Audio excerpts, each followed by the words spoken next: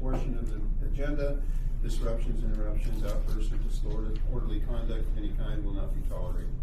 By attending and or commenting publicly in this meeting, you are consenting to the district recording, retention, and future viewing of this meeting. This meeting is also being live streamed as a convenience to the public. In event of live stream fails or cannot be transmitted for any reason, the in-person meeting will continue without interruption.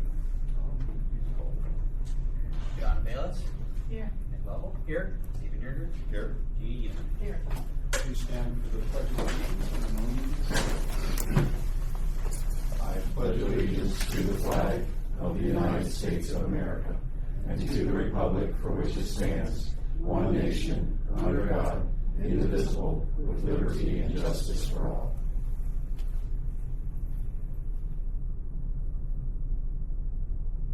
Thank you.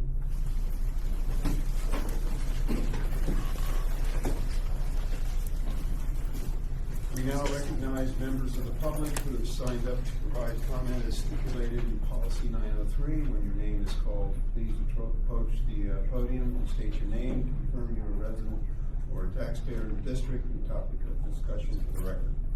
Public comment is limited to the matters of the district business only. Comments that are not relevant to the district business or maybe before the board will be suspended. All statements shall be directed to the presiding officer and not individual board members or administrators, and comments will be limited to 5 minutes or less. The privilege to speak may be interrupted, revoked, or a recess of the meeting may be called by the chair if the speaker fails to adhere to board policy or does not observe reasonable decorum or orderly conduct. Thank you. Suzanne Johnson.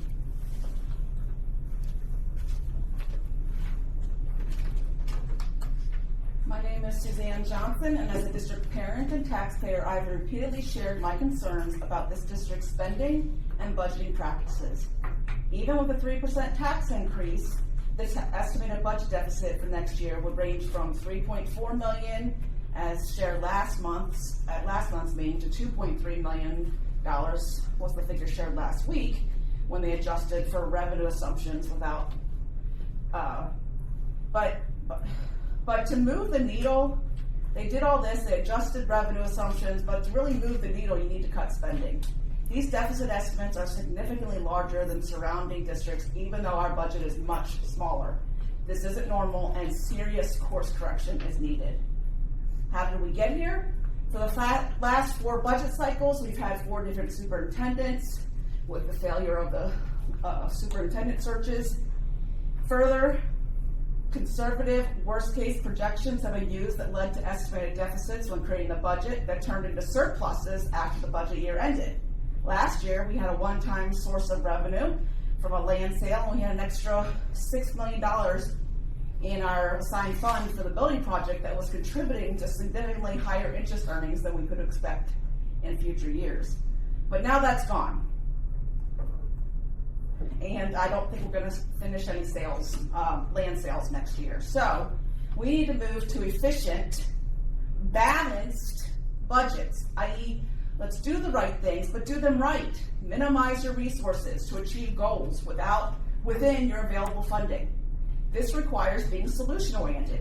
Examine each budget component and ask, why are we doing this? What metrics support this, and how could this be done better? For example, 2 years ago in my public comments on May 20th, 2024, I suggested specific items to eliminate or delay to reduce estimated nearly $250,000. Of course, that was ignored. I suggested not spending $140,000 on a new bus, and not giving the administration new contracts a year before they expired, which cost us an additional $100,000 that year, along with the extending the interim superintendent's contract for no reason.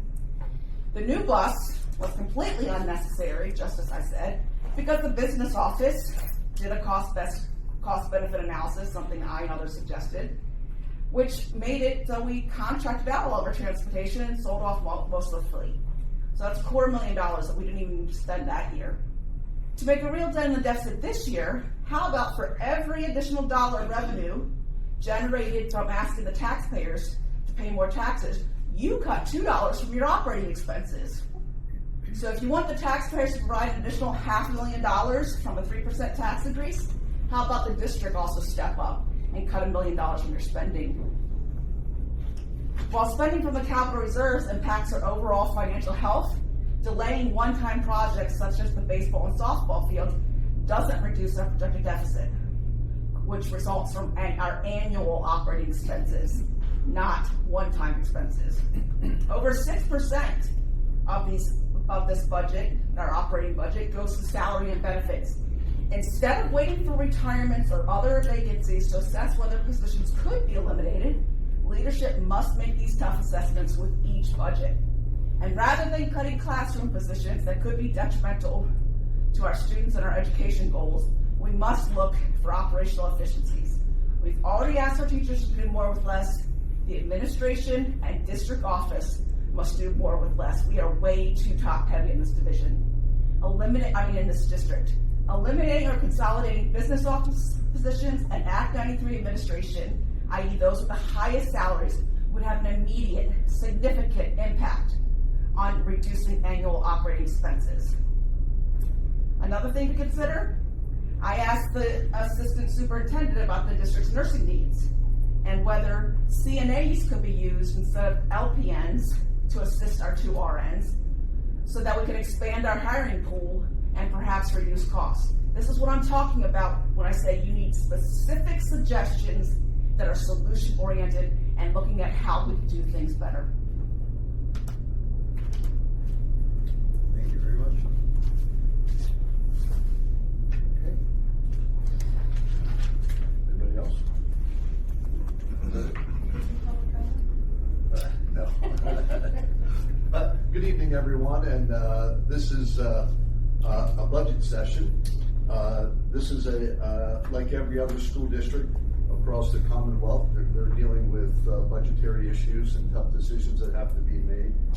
The board that's here tonight, the finance committee that is working on this to give a recommendation to the full board very soon, because we are almost in the middle of May.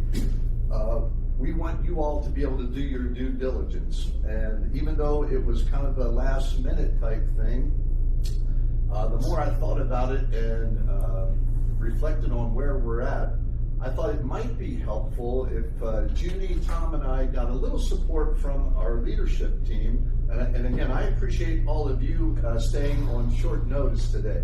I really appreciate that. But as we get into the details and you all do your due diligence up here at the table, if there's some things that Tom, Judy, or I cannot answer, we have members of the team here that might be able to give a little more specific information and help you all along the way as you understand the justification for the things that are requested within the budget and so on. So we're getting to that point where we've got to make some pretty significant decisions, and we appreciate everything that the board committee here is doing. A big thank you to all of you for sticking around today. I am going to suggest that this kind of be our agenda. If Mr. Showmaker has any updates since the last time that we met, maybe share a little bit of those issues. Judy, if you would happen to have anything. And then I think we need to move to athletics first. Jeff, correct me if I'm wrong, this is senior signing night, am I right? That's correct. How many seniors we have going to play in college? We have 7 committed to play at various sports at NCAA level. Yes. Yeah. Which is fantastic. So I'm going to ask the Steve, if you and your committee could focus on any questions related to athletics first so that we can get Jeff out of here to do what he has to do with that wonderful program that's a little bit later on this evening. I think it's 6 o'clock. 6 o'clock, right? that's correct, yes. All right, so we'll go with that, and I think that's pretty much our agenda tonight, unless anyone else has any other ideas or things that we ought to do. Steve, you supportive of that? Very good. Thank you. Tom, anything update-wise since the last time that we met? I know it was just a short time ago. So we'll just refresh the committee where we kind of left off from the last meeting. So there's several tasks, I guess, from the committee of what we wanted to address. We had scenarios between 0%, 1%, 2%, and 3% on a tax increase. We saw kind of what those impacts were in the district. We heard from Dr. Fiaschi, we heard from Jeff, and we heard from Laura on what their requests were within their budgetary items. So in addition to the Alta and the class making it forward, we did have some suggestions on the athletics. So we have the lacrosse co-op, we want to get a final say on that, the high jump pit, and girls wrestling, what the impact here is to the district with that, and if we're in support of adding that to next year's budget. Other than that, that's just kind of the questions open-ended. Other than that, we'll figure out what questions the board has, what we can answer to be able to supply the full board with a full presentation Monday night. And Mr. Showmaker, maybe just a quick review of the timeline here. I know in June, obviously, we have to have a final decision.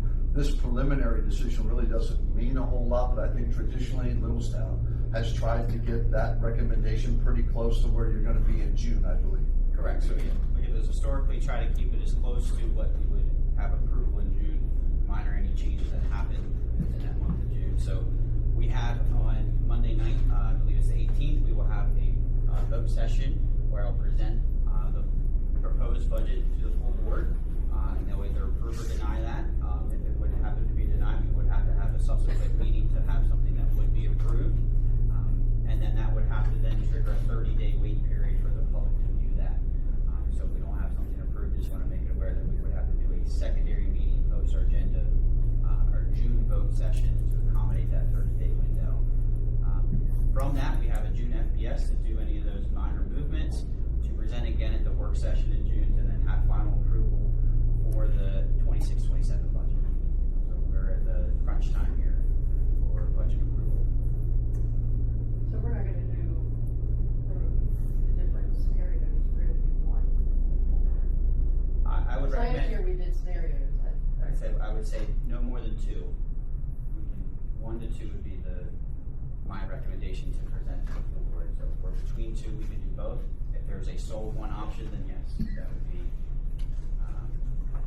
what we would look for board to present. Everybody agree with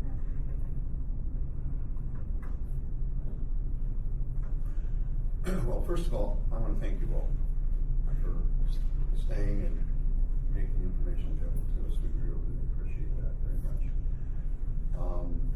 So I guess we should move on into the recommendation for talking about the athletics. Questions? Yeah, does anybody have any questions? Donna? Donna hasn't been here, so maybe bring her up to par. Yeah, that'd be great if you could bring that to par. I did watch the meetings, although it's better to be in them obviously than watch them. But I do have a lot of questions, but if you can bring me up to speed in just a couple minutes, that would be What athletics? So last meeting, the request was to look in more in depth at athletics. Basically, the 3 requests was to add a cooperative for lacrosse, both boys and girls, with Gettysburg Area School District. With that comes a cost, so prorated per athlete cost. Jeff, if you have that handy, $7,500. Yeah. about $7,500 for both boys and girls, as well as girls wrestling program. We had an open mat that was well attended. There's a high interest and it's a growing sport. Jeff, you can jump in if I say anything wrong. And we're looking at starting that program here, as well as many other districts that have, to kind of facilitate that here at the district. And the last was our outdated high jump pit that is starting to get end of life. It's starting to sink in the middle. A lot of dust and debris is falling out when kids jump on it. So we're looking to replace that from a safety and health standpoint. Those are the 3. 15,000? 6,000? That was 12,000, I believe. Donna, when students land in the pit, it takes 3 people to try to pull them out. It's so soft in the middle of the pit. So those are the 3 things, as well as Jeff updated about the athletic project, mostly surrounding the scoreboards that was part of the athletic project, since the baseball and softball renovation being facilitated through Mrs. McCall and her family on some areas. Some areas are being paused, like I presented on. The scoreboards are still up for debate, and that was the discussion through athletics. Do we have a cost on the girls wrestling? Approximately $10,000. approximately. Approximately. It might be a little less depending upon the coach, but we're looking at ongoing costs. I'd say 10, 5, 11 to start because of uniforms. We'd have to get singlets for the girls, but then the cost may drop a little bit, but that may get offset as the coach gets more experience. So, you're in that ballpark. And Jeff, correct me if I'm wrong, we weren't looking at least for the first year of having dual meets with other schools. It would be more the coach, the uniforms, and the cost to get into various tournaments along the way where we wouldn't have to have an entire team, but these girls could compete individually, all over central Pennsylvania, I'm sure. That's exactly correct. The only cost that you didn't mention was transportation. So we would have the registration costs to get into the tournament. We'd have transportation costs to get there. And what most school districts who have started a girls lacrosse program have seen is if you get into these individual tournaments, then it just sort of grows. The interest grows, and then before you know it, you might get to actually having dual meets and have enough girls to fill at least 6 weight classes as you go through. All of those are question marks because we have to see who comes out, what weight class they are, how that all goes. But to Dr. Moyer's point, we're probably looking at tournaments to start this year. And when I reviewed the videos of the 2 meetings, there was some discussion about the number of students we have that were interested in lacrosse and wrestling, and that we didn't necessarily have enough for a whole team. Oh, no, well, just for lacrosse, we don't have enough. No, Okay. you need at least, I would say, 16 to 17 boys to play lacrosse to have a team. We don't have that, and we don't have a feeder program in the area that we can even feed that many kids into. And lacrosse is not a sport where you're just going to pick up the stick and start. You need to start young and progress up. For girls lacrosse, we only have 3 that I'm aware of. For boys lacrosse right now, when I talk to Mr. Bell, who is spearheading that piece, he says there's about 5 students. Now, I haven't done any formal data with our student body to see how many we have, but I think we're in the ballpark there. Now, at girls wrestling, I have gotten formal data. I put surveys out to all existing 6th through 11th graders, and we had 27 girls respond that they were interested, 12 of which showed up at an open mat that we held on the Wednesday before Thanksgiving, 2 of which were on vacation because of that. So we have 14 girls who are very interested in doing girls wrestling next year. Okay, so you got to help me out with this. Yes. So you have 8 boys and girls total that are very much interested in lacrosse. That's correct. And you want to start lacrosse as No, it would be a co-op of Gettysburg. Oh, co-op. So what would happen So is most of the money would be for those transportation. 5 boys would go to Gettysburg and play under with the Gettysburg team, and the same with the 3 girls. They would go up there, and that's where the cost of, I just pulled it up here, I got $7,853. That because Gettysburg does a cost share, so basically the athletic director gave me his budget, which is in the presentation, divided it by the number of students, and that would be our cost to send our kids up there. Yeah, All right. Okay, thank you. you're welcome. They want us to pay, but our students' portion would be prorated for transportation, for the coach, for all of the different components, uniforms, all the different components of the program. They want us to pay a portion of that per student, per season. Do you have any thoughts about any of that? I do. Do you? What are your thoughts? I mean, well, we kind of talked about it last week, so let's review it. Well, I mean, I'm very pro sports. I think sports is a very positive portion of students learning from K all the way to 12th grade. The challenges, and I know, and I know it's a positive thing, and I know sports actually will help keep a kid in school that is more likely without sports to possibly drop out. I mean, it can really go bad. But here's the challenge. So I would definitely support sports for any kid as long as best we can, okay? But here's the challenge. The challenge is we're 3 point whatever million, or I guess it's 2.8. We have different scenarios here. 2.8, 2.6, 2.4. We are several million in the deficit for the July 1st budget. Now, if I'm wrong, because I missed 2 meetings because I had a family death, please correct me. But with that much money in the deficit to begin with, I don't know how we're going to do it. I mean, you want to add a ball pit, you want to add 2 different sports. There's a lot of things going on here. Transportation went up $200,000, I'm told.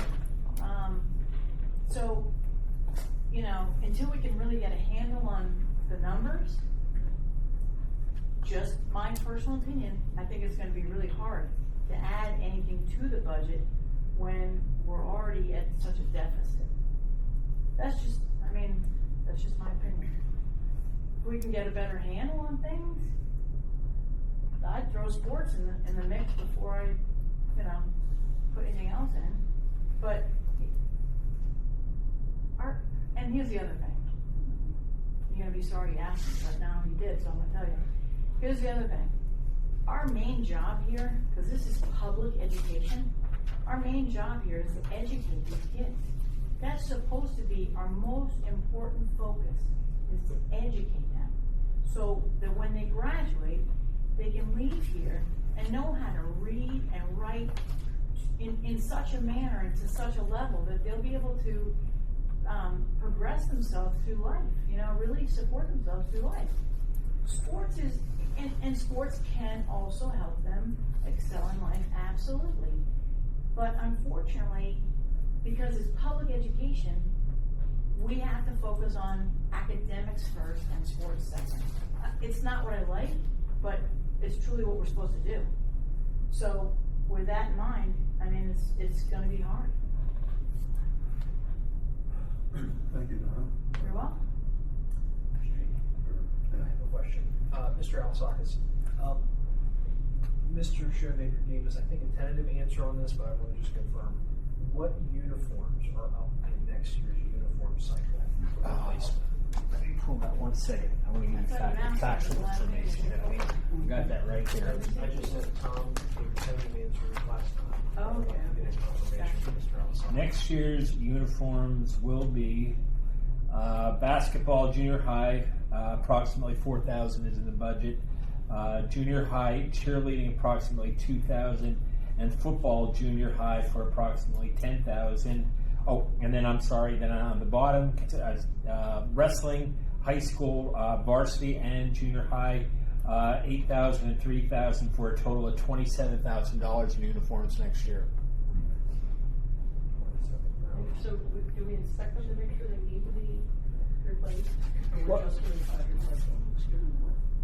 Well, okay, so the reason my understanding is we've done a 5-year cycle is because if, for example, wrestling uses their uniforms and they wear out quicker than junior high basketball, and we just purchased junior high basketball next year along with cheerleading, then we're going to defer that $11,000 to another year, and then what we're going to have is a year where we have $38,000 in uniforms versus $15,000 in uniforms.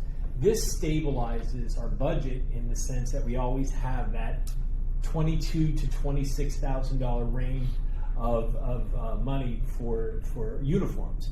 It's like a standing item in the budget that we know we're going to roll, and we're not going to hit these roller coasters of when something wears out. And that's why this was developed.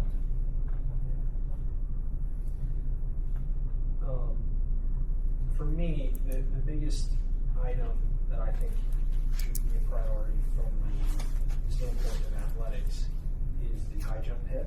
I think that we saw by the pictures last week that that's in pretty dire shape. Kids have to jump on that and stuff going in their eyes, and from a safety standpoint, I think we need to address that. Like I said last week,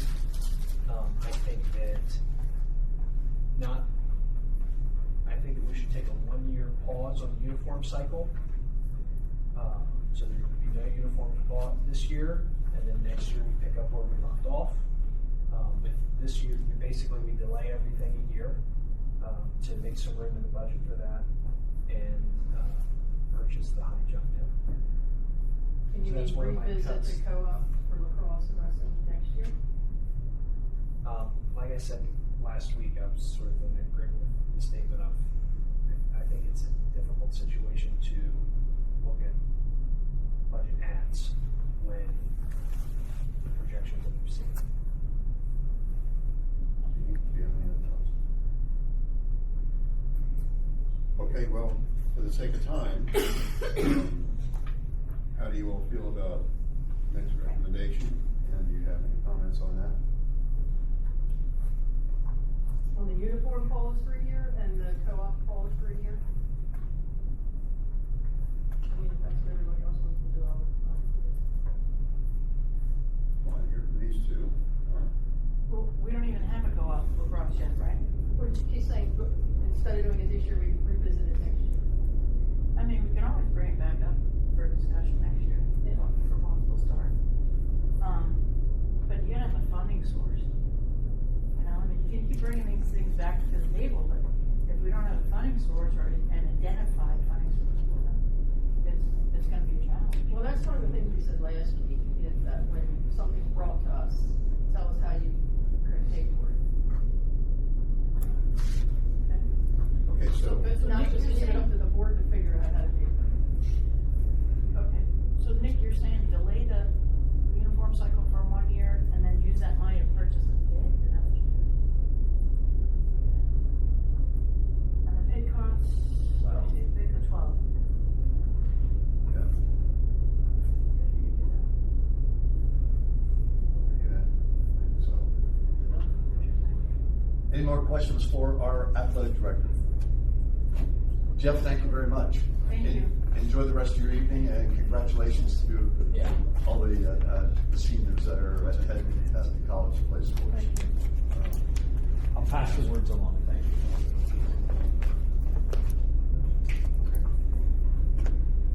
All right. I do have one more question for you, if you don't mind. Sure. Have there been any booster clubs or anyone for either of these two sports that have offered any type of funding to try to get this going? Get what going? The lacrosse or wrestling? No, nobody's, no. I honestly, I haven't approached anybody because I wanted to see where the board was with things before we, I try not to put the cart in front of the horse. I want to make sure we got your blessing from what you guys want to do. And then from there, I'll move on whatever the board, whatever serves the board the best.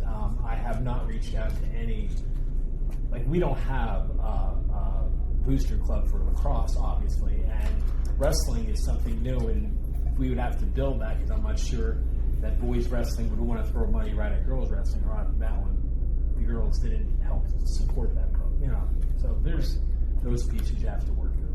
Because the thing about it is, I don't think anybody here is against the concept of having the programs. If we had unlimited resources, we were able to do above and beyond. It's just working with the resources that we have. And if we would be able to identify any booster groups, or whether it might be a foundation, or if we would be able to secure any sort of outside funding to pilot, like a co-op or something of that nature, or a wrestling program, I think the board would certainly be open to that. So, for consideration. So I don't know if you want to look into that possibly for next month or for the future, but just throwing it out there. Anybody else have any other comments for Jeff before he leaves? Thank you, Jeff. Thank you.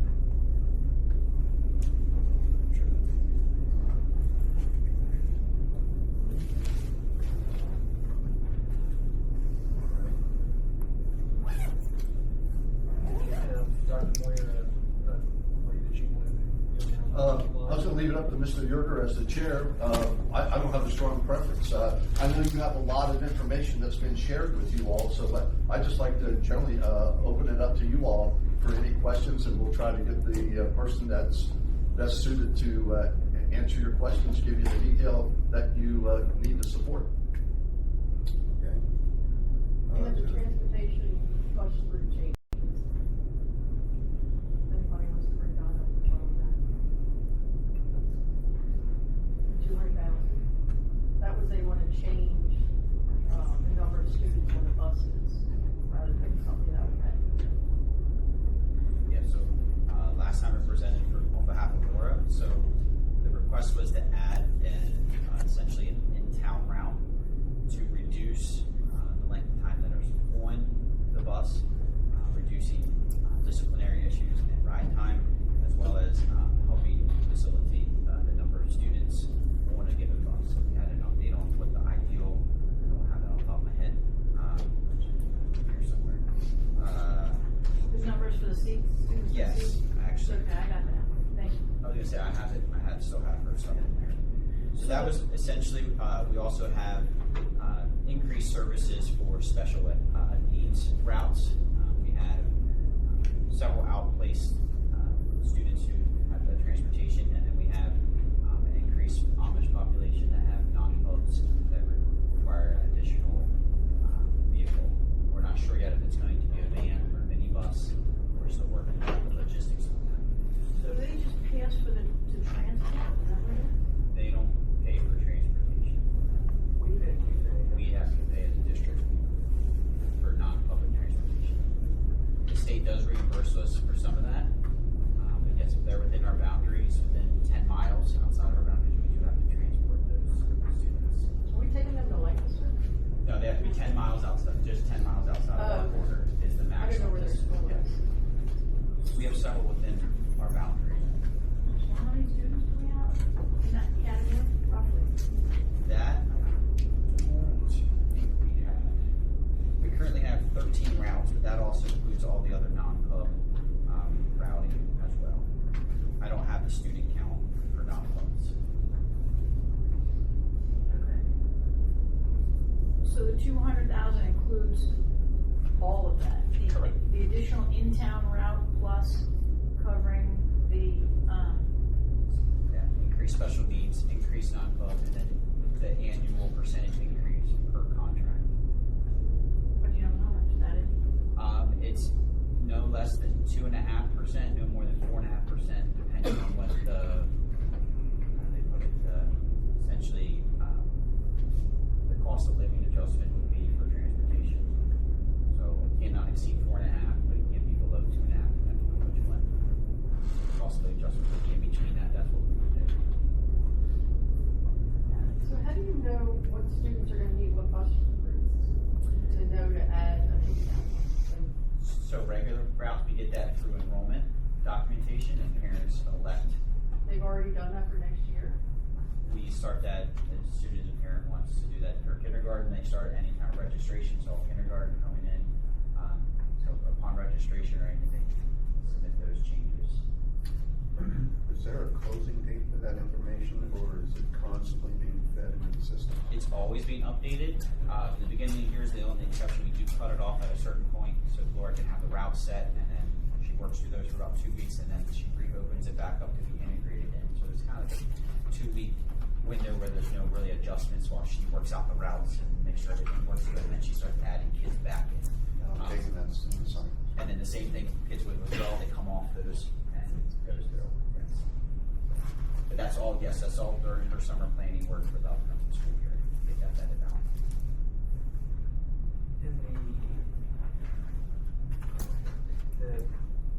the special ed placements, they're like students at other districts and things like that. They could be at a facility, they could be at a district, it's whatever the IEP and Carolyn and her team designate as, part of that. And do we try to find like transportation efficiencies with that to try to make sure that if we're sending students to the same place, that they're riding together and that things are matching up? Yeah, so if students are both, if their students are placed at the same facility, yes, they will ride, the same van and such. We do have some types of, if we go to, certain facilities, we will share some share services with other districts. That depends if they're open to it, or if they're want to share those costs. I believe we have one with Hanover recently, we have some Laura works out with the transportation director, and Karen with their special ed director, transportation costs. Is it just for, the transportation of special ed, or actually special ed placements? Not just the transportation to get them to and from their Okay. placements. The placement cost is a separate Right, okay. cost. Since we're on special education, pupil personnel, why don't we, let's focus on that. Any questions related to pupil personnel services while we've got Carolyn here? Dr. Piowski, I asked you in the back, but just for the edification of everybody, we saw the sign language interpreter amount was about $275,000. It's in for 360 days a year total. Can you explain what those services are and why we're providing those to So students? those are students who are in the deaf and hard of hearing classes who each have a interpreter with them, personal interpreter that goes with them to all their classes. So that's a total for all three, for all of them. It's not just one. So they have a full-time interpreter, full-time staff member with them Correct. all day, every day. Correct. And what, you said that there were 3 different districts There's that were in 3 sending those different to? buildings, yes, Mhm. yes. Spring Grove, Red Lion, and here. And those are IU classes. Correct, that's, the IU works with the deaf and hard of hearing population. And Carolyn, correct me if I'm wrong, they also have extended school year services over the summer? They do if they qualify, so if they do qualify for, yes, the And- interpreter would be with them then too also. And our students do qualify, I think, unless I'm wrong about that. The one does, I Okay. have one. Okay. And the per diem daily rate for those services is $765 per day for the sign language interpreters. So how many sign language interpreters do we have? 3. 3. And this is how many students with that 3? 3, so it's one-on-one. Okay. And that's why many of the charter schools and cyber charters, and even the bricks and mortar charters, they'll say, no, thank you. The true public school, traditional public school, you can handle those students for their free public education that they advertise.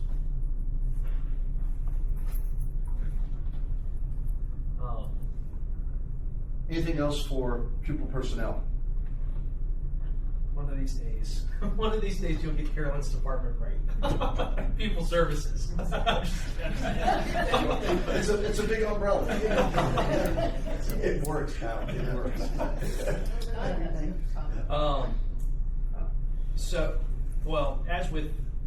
As we found out, with most things special ed, it doesn't seem like we have much option. Right. In terms of their transportation, so it seems like it's either state mandated or it's IEP mandated, and there are things that we have to stay in legal compliance with. What I do think that the one area, because we were talking about transportation, that we do Wait, I have think some Don has a comment. about pupil services. He's moving on to something different. Oh, he did? Yeah. Going back to transportation. So she could, Can I ask her one question? Sure. Then maybe she can leave if she wants to. Are we gonna like dismiss them one by one? Is this like the last man standing? No, we're staying together. The gauntlet. Do you know if we had any additional students identified for private placement for this coming year? Anything more than we had last year? When you say private placement, can you just elaborate a little bit more? Sure. I think you mean off campus. Yeah, so private placement or placement that's outside of, I guess, our campus or another, well, I guess we'd still, even if it was like Red Lion or Spring Grove, we're paying for those, right? Yeah, so that's Pay so for off campus. everything. Everything. So off campus. Off campus, I think our emotional support students, some of our needs in that area, higher needs students. For this coming year? Oh, not for the 26, 27, I just go by my enrollment right now. Okay. Yeah, I'm just going by what I have right now. So as people move in, I don't know what's coming in. So for 26, 27, I can't say I'm gonna have 5 more. Right now, I don't know, other than autism. which we're trying to keep here. Okay, then let me ask you, okay, thank you, but let me ask you this, so now I got another question for you, sorry. That's okay. So, I'm kind of trying to figure out how to ask it in my head. So basically, is there a time limit that you kind of shoot for to be able to have the IEPs done in time so that you can kind of plan what services you're gonna need Well, for those students? Well, IEP, so coming everything's in? based off of a team, and IEPs run year round. So, like, not all the IEPs are done June 1st. Right, They're done any time of the year. So it's hard to say, unless, if I have a student going somewhere, and they're in a placement, and they're doing well based off their goals, and they don't need that service anymore, then we come back home. So it's kind of, I have to wait till, and like next week I have end of the year meetings for lots of students. So we talk about how they're doing, they making their goals, do they still need to be where they're at, can we support them here in the district? So that's a continuous, that's an ongoing meeting that I Right. have. right, I get that, So- but I just thought that you might have the IEPs done by, like, close to the end of the year, or maybe slightly after the end of the year? I just So know in what I order, know in order right to now. in order to plan. Well, I for your- plan for what I know right now. Okay. Is it do we have that happen a lot where someone comes back, they met their goals, they were doing fine? Yeah. Does that happen a lot? Enough, enough, yeah. I mean, that's a lot. You know, the students will, like, once they meet their goals, like, for example, I had a meeting last week, the students meeting their goal, they're coming back. Yeah. So that's great. That's what I mean, I have like 20 more coming up, Right. so. So, yeah. I can't recall how full you said the second autism group is right now. Cool. It's all eight. There's 6. And So we did- could potentially have 2 for another school district. We'll have our own, because we have more students who need to go out and observe pre-K students to see, yes. We currently have 6. We hope we don't have more, we hope they'll be fine, but we could potentially have 2 come from some. other- Potentially, but I, Dr. Fiaschi, so this Schedule A, is that like our LIU services? yes. Okay. And they're pretty expensive. And they changed their pricing this year. Yeah, they're pretty expensive. And The transition programs, we have a lot of high school students in transition programs. What does that mean? Well, for example, last year a student came and talked about Project Search. So between like 17, they could go to school till they're 22. So we look at transition programs where it gets them ready for the workforce. So there's different IU programs where they can start learning those job skills, learning to take care of themselves. Some of them are the ones in a house where they learn how to clean and fold and do those types of things. Project Search is at the hospital. The Gettysburg Outlet is another one. Yeah, you did have some students Yep, come and yep. do a presentation. So it's all those Yeah, transition okay. programs, yes. and yeah, they're very expensive. I gave Dr. Marchese a hard time the last time I talked to him about how expensive they are. And are there any programs that you've identified that we use them for that we could find any type of efficiencies in either bringing them back or taking them somewhere else, or? No, and I think, like, as Adams County, we have talked and worked with the IU, and everybody's done the classes that they think they can best support. So, for example, life skills, deaf, hard of hearing, those are classes that are very high needs, multiple disabilities, that we feel the IU does best in. They're very high need students. So in those areas, you know, I think we're all kind of mapped where we can support the best that we can. How many speech pathologists do we utilize? There's one full-time here at ACES, and then there's one part-time virtual. But then there's also speech pathologists who work with all the students in all those LAU classes. It seems like it weaves in and out, It does, and it's kind of, tentatively. yeah, and it's like, but at the end of the day, there's cash having to be paid. to accommodate the service, and just trying to understand and focus on that is, thank you, it's very helpful. So as soon as you get speech, OT, PT, you know, different kinds of those services come through the IU all across wherever those students are placed at. The PCAs and TAs that we are using from them, why are we using people from the IU? Because they're placed like at York Learning Center or Hoffman Home, no, not yet, York Learning Center. They're given by the IU because they're in the IU placement. Yeah, If they're here at ours, they use our TAs. You mentioned and they can about the- support, they have a big So if there's a PCA, that if it's our student, our Littlestown School District student president, they go to York Learning Center, their IEP requires a personal care assistant. Not always, sometimes. Well, but if it does, If it does, we have to pay the IU rate for the PCA. because they found the PCA, yes. Does the IU do a markup on that PCA, or are we paying them at cost just for They that pay their staff? hourly rate. They pay their hourly rate. But there's a markup probably, or It's more than what we. where the IU is getting us is probably there, and when we get the tuition for like your learning center or whatever. We pay for yours, but that's a separate cost. Yeah. Yes. For that class and that teacher. Any other questions for Mrs. Bianchi?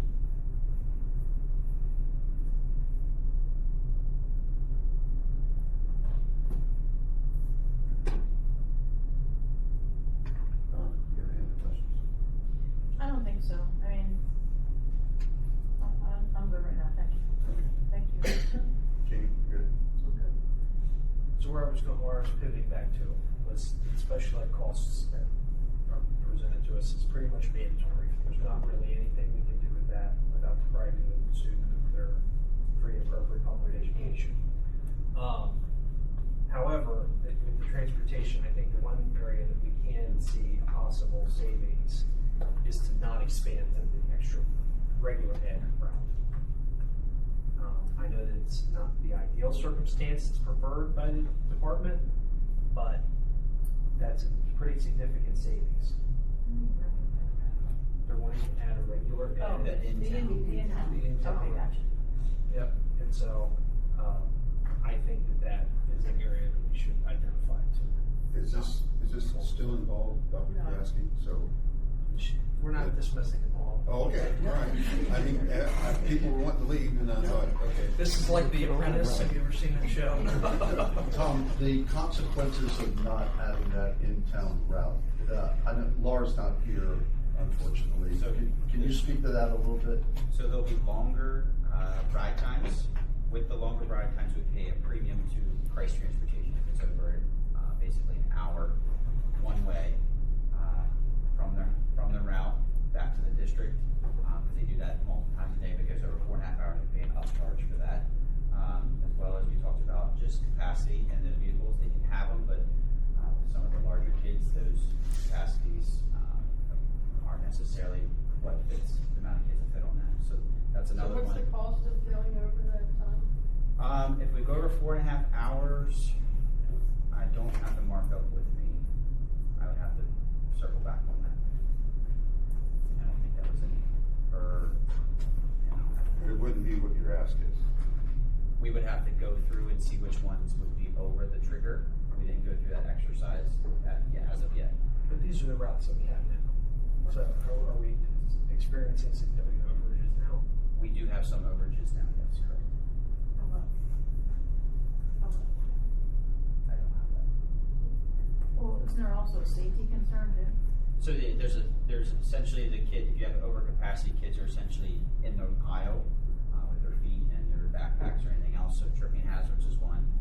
The biggest one I think is just disciplinary. You get more kids on a bus for longer, there's just found to be disciplinary issues that arise on buses.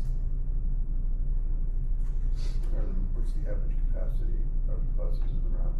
So obviously buses are rated for 72 passengers. The ideal is for kindergarten would be 60 to 65. So if you reduce that from 72 to 60, 65. For secondary, it would be 45 to 50. And I think the thinking behind that, Mr. Yoder, is that the younger kids possibly could get 3 in the C, the older kids 2 in the C.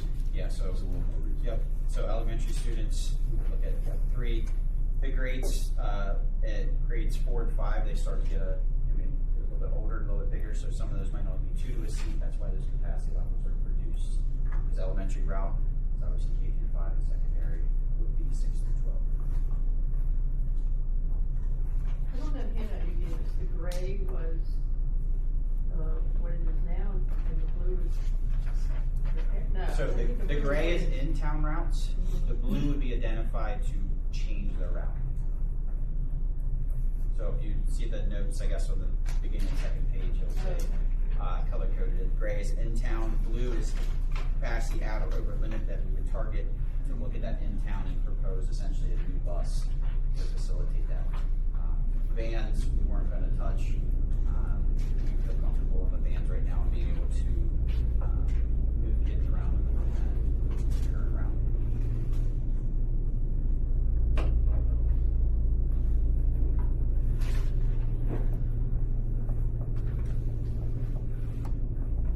Any thoughts, Don? Not right now.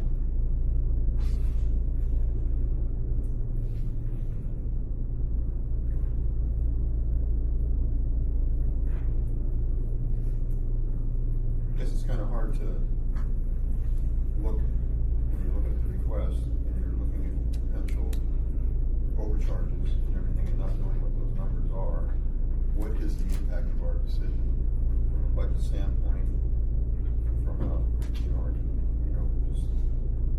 getting those in this? So I believe adding the route was anywhere from $60,000 to $80,000 for the regular route. We just didn't go through the thought process of how much that would impact if we didn't change it from an overage cost perspective. We just never went down that pathway. We could, we have a recommendation, something forward, we can circle back in June and have that information. I just don't need us to go through that exercise. We are meeting all the legal mandates of what we're currently. Yeah. This would just be to facilitate, provide time discipline and capacity.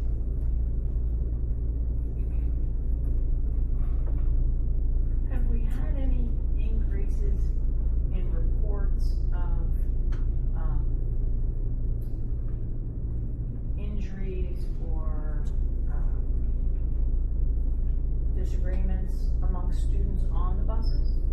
I'm gonna defer to the, Andrew, you have any thoughts on that one? From a high school perspective, we don't have too many. Our Because they faculty- sleep on the way to school. We have a few, but we never have a tremendous amount at the high school. So I can't really speak to the younger children, but we don't have too many. Courtney's kids are the problems, aren't they? Not on the bus. So Not on the bus. so I just want to make sure I understand what you're asking. So you're asking, do some of our kids have challenges on the bus? Not necessarily.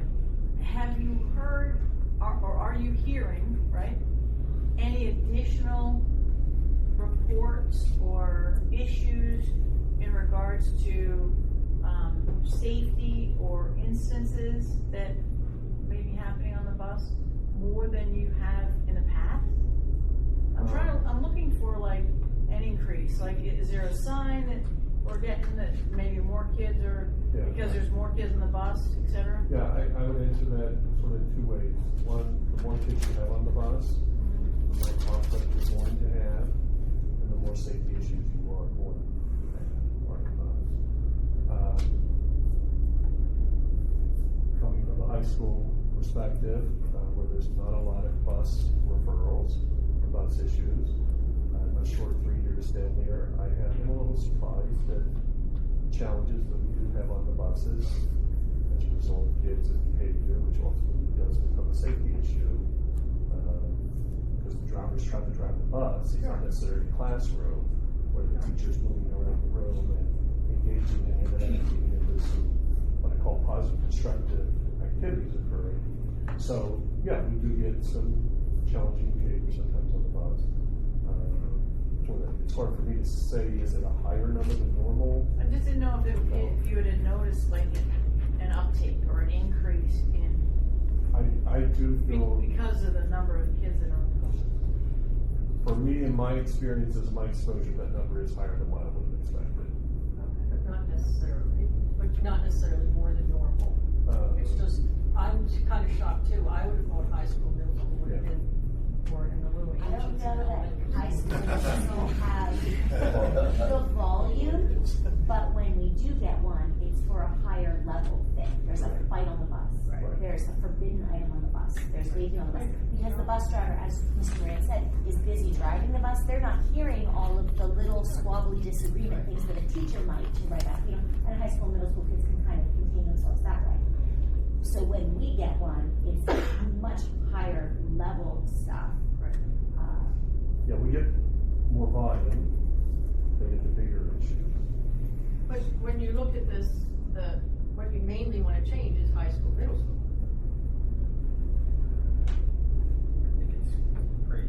Well, this is high school, middle school, high school, middle school, high school, middle school, high school, middle school. Where do you want to go?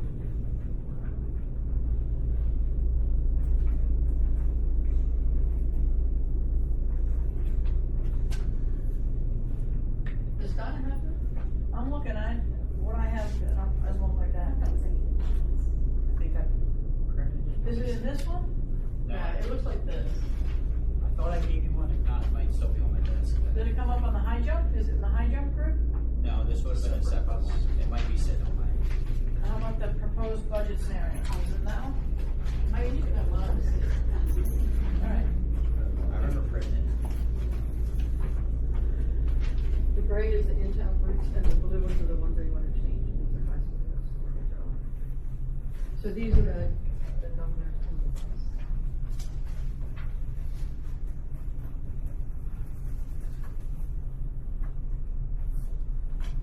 Thank you all for your patience. Everybody had their. Is the elementary school like mainly arguing or pushing, pulling hair and shoving? I'm shocked. It's a little bit of all the above, I mean, it is a little bit of all the If above. I may, what I see is for the, not being able to regulate themselves. You know, for our new students that they just can't regulate their emotions or their attention or their activity and sit still.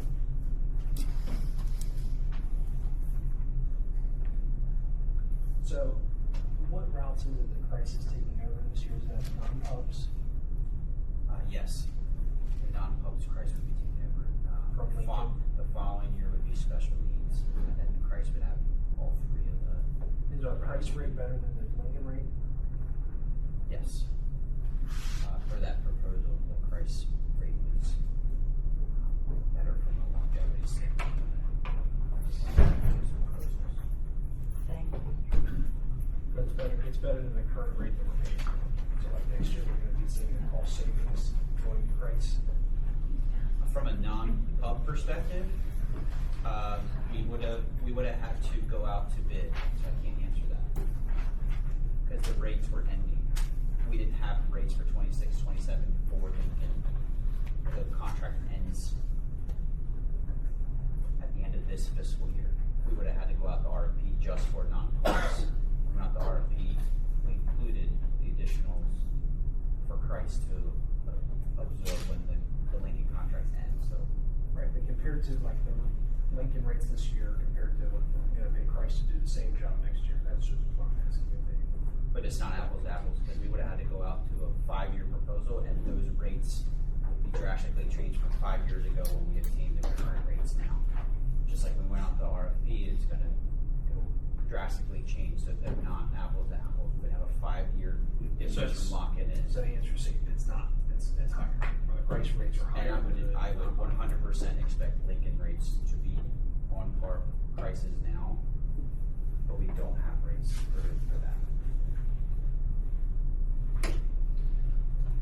So, now I'm on the right page. The 200,000, is it just for the in-town? No, it's the cumulative of all the pieces that we talked about. So So if special that's the- needs, non-pub, regular, and the contract increase, yeah. So if that's the case, I didn't know that. So if that's the case, I would say, I think from a safety perspective, it'd be kinda hard not to do that one. You know what I mean?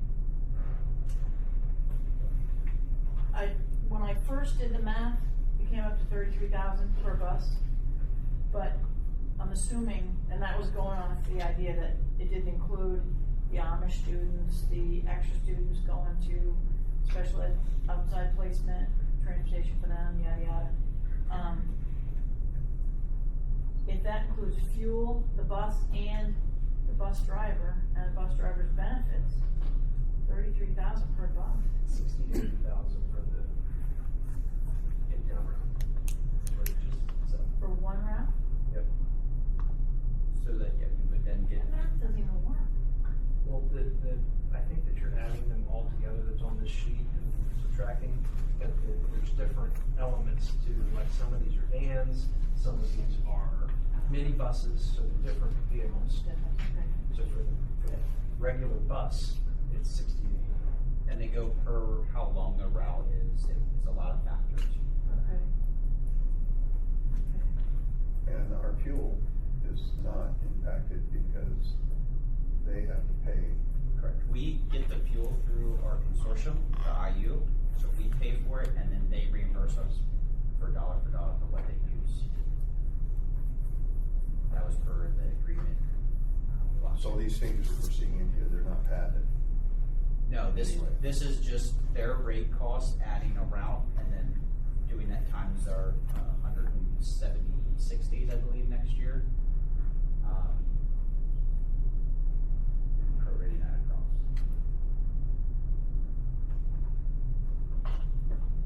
Do you have any other thoughts on this? So what are we gonna do? Well, the hard question to ask is if it's not approved, are we out of compliance?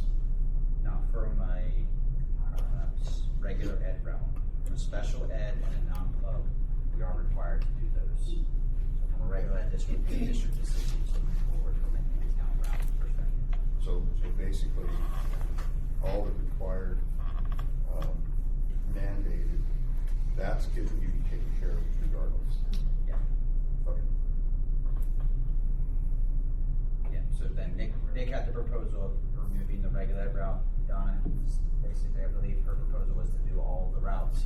Well, until I got the 60 to 80,000 amount.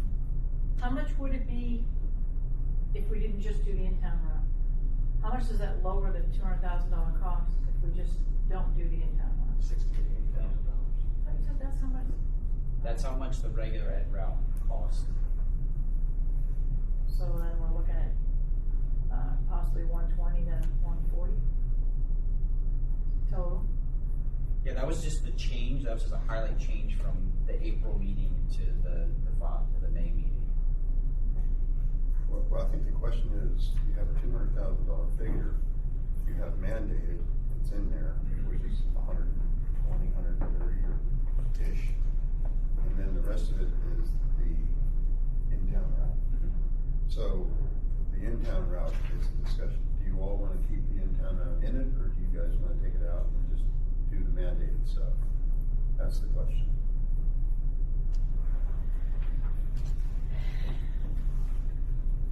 So here's the difficulty.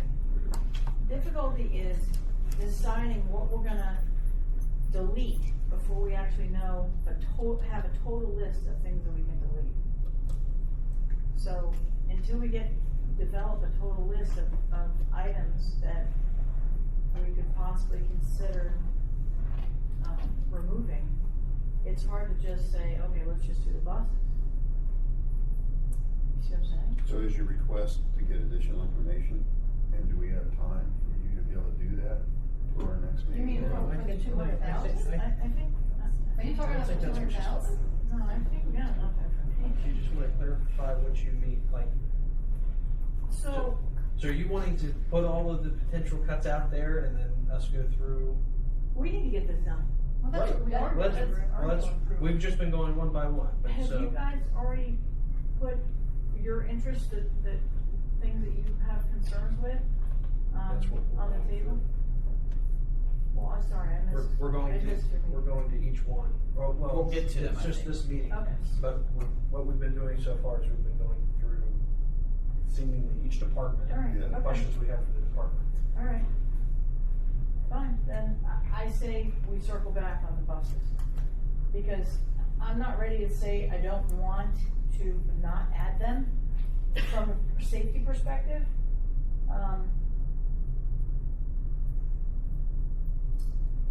On this one, I have to look at this as a safety perspective. And from a safety perspective, I would support keeping the Newtown route. But I don't wanna make that a final decision until we look at the total budget to see what we're looking at for a deficit. That's kind of a. We'll get to safety, if you want to just get where the majority is. The non-majority will circle back. That's fine. Katie, like to see. You want to stay at the mountain route? You want it out? What do you want to do? Just your thought. I mean, it is a safety issue, so.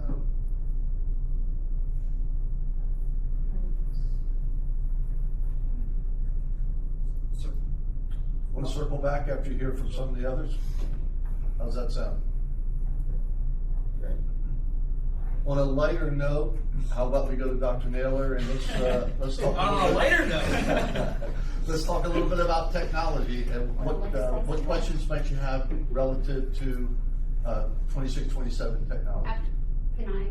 Sorry, Judy, jump go in here ahead. for a second, because Dr. Becker also has something with one of his very own children this I evening. did not realize that. High school. So if there's any questions for the high school budget, we could do that next. I was just hoping to go to a lighter situation, but I don't know. Sorry, Dr. Neal. Questions for Nate or Andrew at high school? I didn't have any major questions for them. I mean, it all looked pretty straightforward.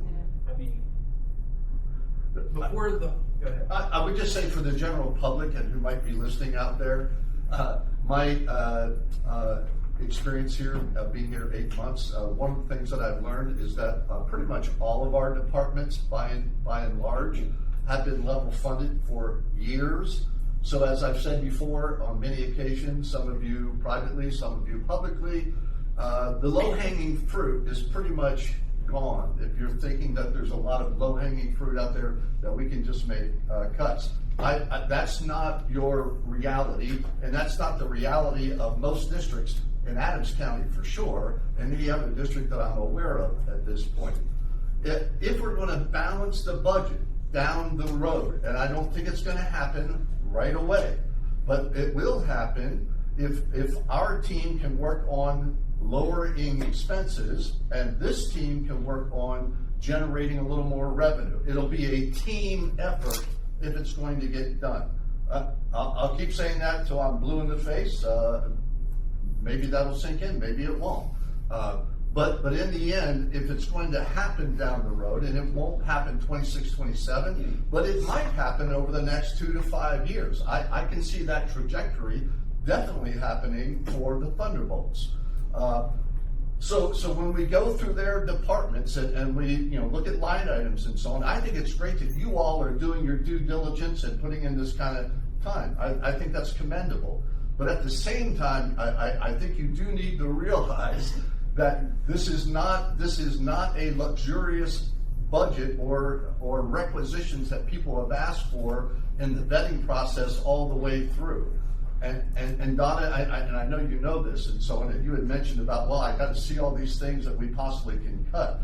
I can tell you along the way, when the staff members make requests to the department chairs, when the department chairs come to meet with the principals, when the principals and the department leaders come and meet with us, those things get vetted along the way to the 11th degree. So the things that are finally in that budget are things that I believe, by and large, are not luxuries, but necessities overall to keep the operation going here at the school, to provide our kids with a good education. So with that said, let's go to the high school.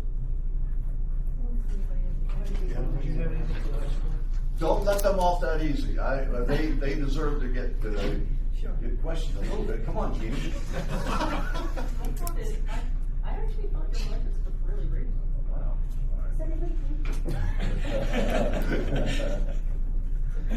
Do we have, so we've been told, at least I've been told, that there's motion sensors for the lights at the high school. I'm sure that's probably not in the whole high school building itself, because only portions of it were remodeled or, the newer sections, I'm sure. But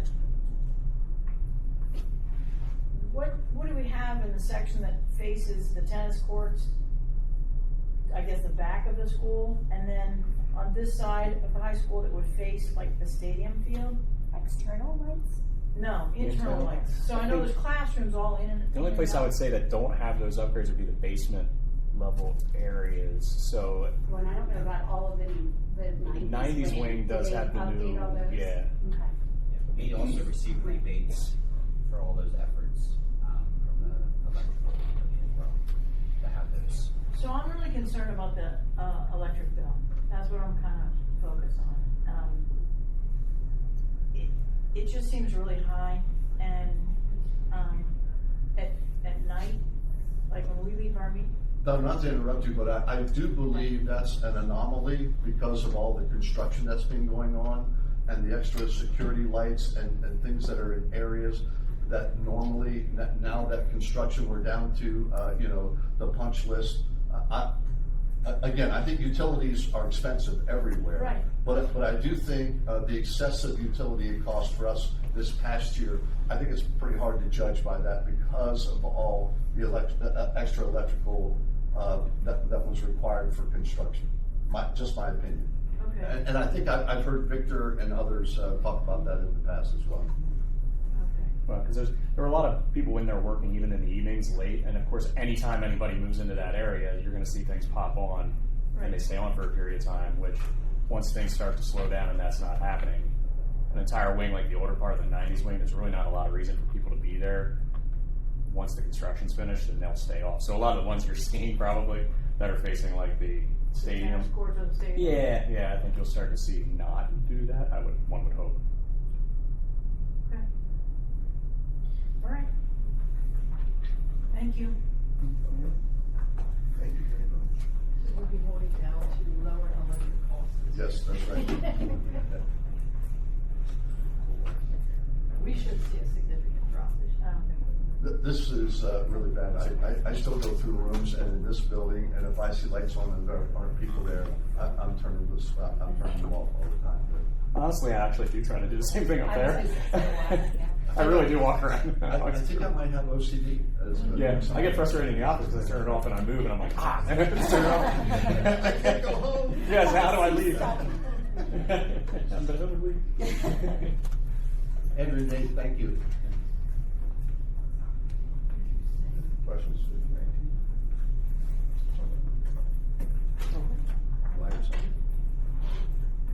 What about there?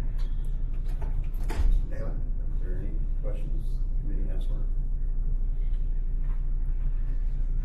no, I have a question on a different topic. That's fine. Dr. Naylor, the Chromebox ViewSonic boards, those are the new ones that we're getting, or a lot of them were put up at the high school. A lot of them are up at the high school as well as integrated in here at the elementary school.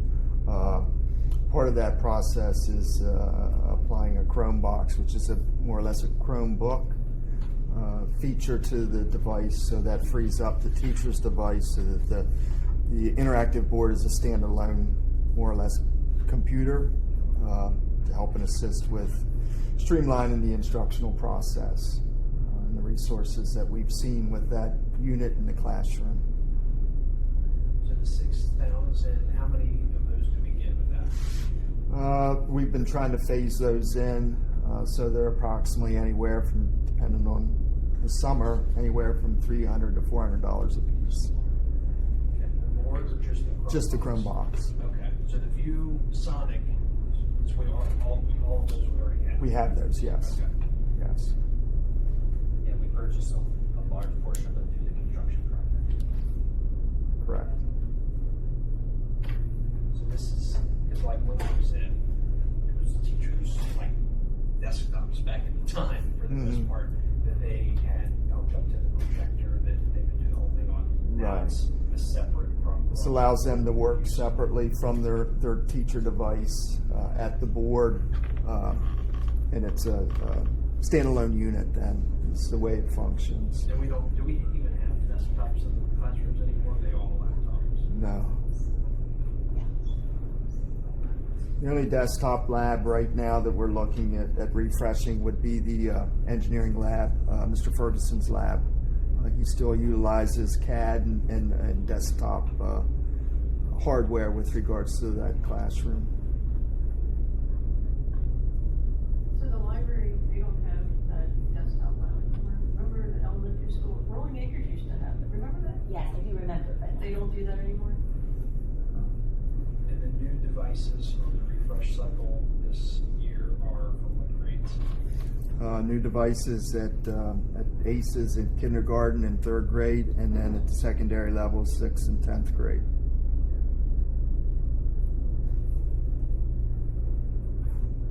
And these are, at the elementary, we're getting iPads to replace Chromebooks. Correct. Correct. That was a decision we had discussed. Is it 3rd grade? This year, kindergarten students will keep their devices as they move into 1st grade, and then your current 3rd graders will keep their devices and we'll deploy those into their 4th grade classroom, and we'll refresh and start with kindergarten, 3rd grade again. So every year. And they're assigned to the students that they keep. One more year, I think, to get the whole building iPads. Would be covered then, yes.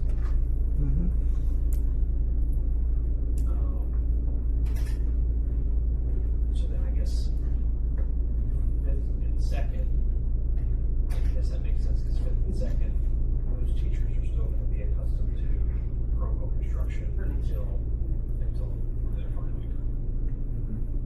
Makes sense.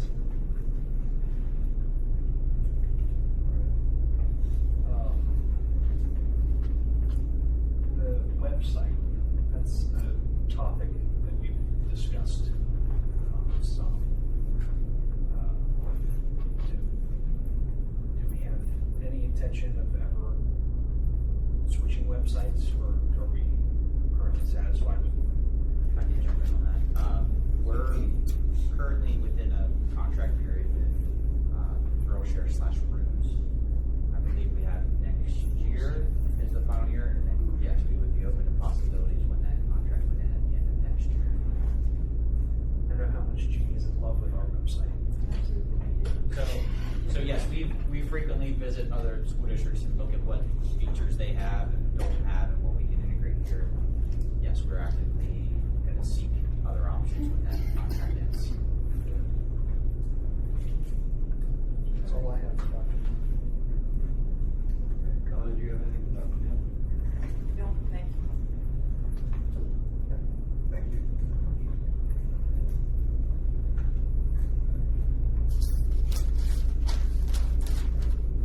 Any other concerns? I have one. We've heard bits and pieces about the repeater. So this might be for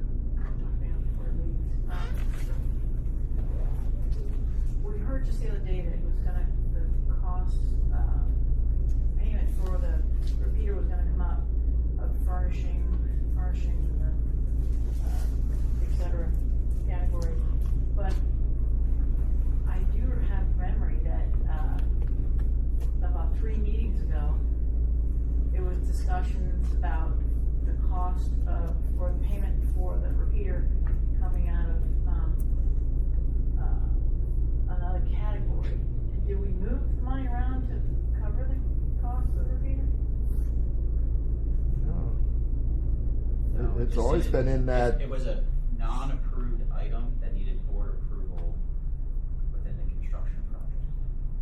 So the construction project's essentially two categories. We have the pay apps, or the four primary contractors for their service.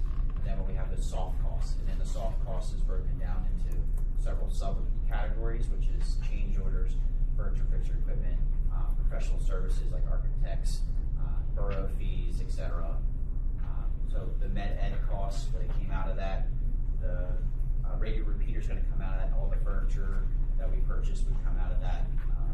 So that kind of bucket's all encompassing between change orders, furniture, fixture, equipment, and just professional services, encompassing all the soft costs that was approved when the project was board approved a couple years ago. So they're somewhat interchangeable.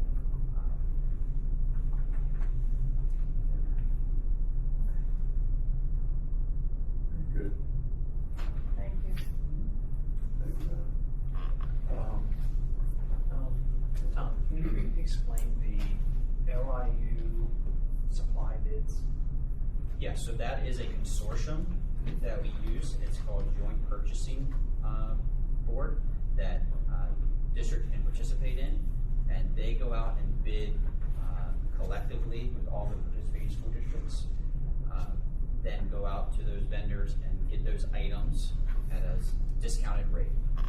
So that comes out, I believe, every November-ish timeframe. We send that out to the buildings. They have the opportunity to request their quantities. Then they go back to the IU. They put them across all the districts, and then go out to the vendors and say, here, we're looking at the thousands of supplies that we're looking to buy, get the best rate, and then it comes back to the district as a per unit cost. We use those. And Tom, that's a quantities discount for schools encompassing 3 counties, Franklin, York, and Adams. I think it's only those 3. It's any district within the IU. Not everyone participates, but most. They don't participate in our Lincoln Intermediate 12. They do participate in another intermediate unit or another consortium for those items. So the common items are general supplies that we see, art supplies, custodial supplies, paper. Yeah, paper is a big one. So copy paper plus just paper products. So that's one of our largest purchases throughout the year. And the IU handles all that. We just compile quantities and then do the purchasing on that end. And like the paper and the different things that you get, it's a better price through them than we can get on our own through other vendors. Yes, I would say 9 times out of 10, not all the cases. Sometimes we do shop around and get some different competitive prices. So as you know, in this day and age, it's Amazon. So we do shop around sometimes with those, and we do get some different rates, but most of the time, yes, they have better rates because they're going right to the distributor. Get those. So it's fine. Yes, yeah, I think there's over 25, maybe 20 participating districts. I think there's 26 in the 3 counties. So it's like 20 or 23. Yeah, it's not 100%. Yeah, Amazon does meet bid requirements, so we do use them frequently. They are a frequent vendor that every school district uses. Yeah, if they weren't bid compliant, we would not use them as heavily as we will.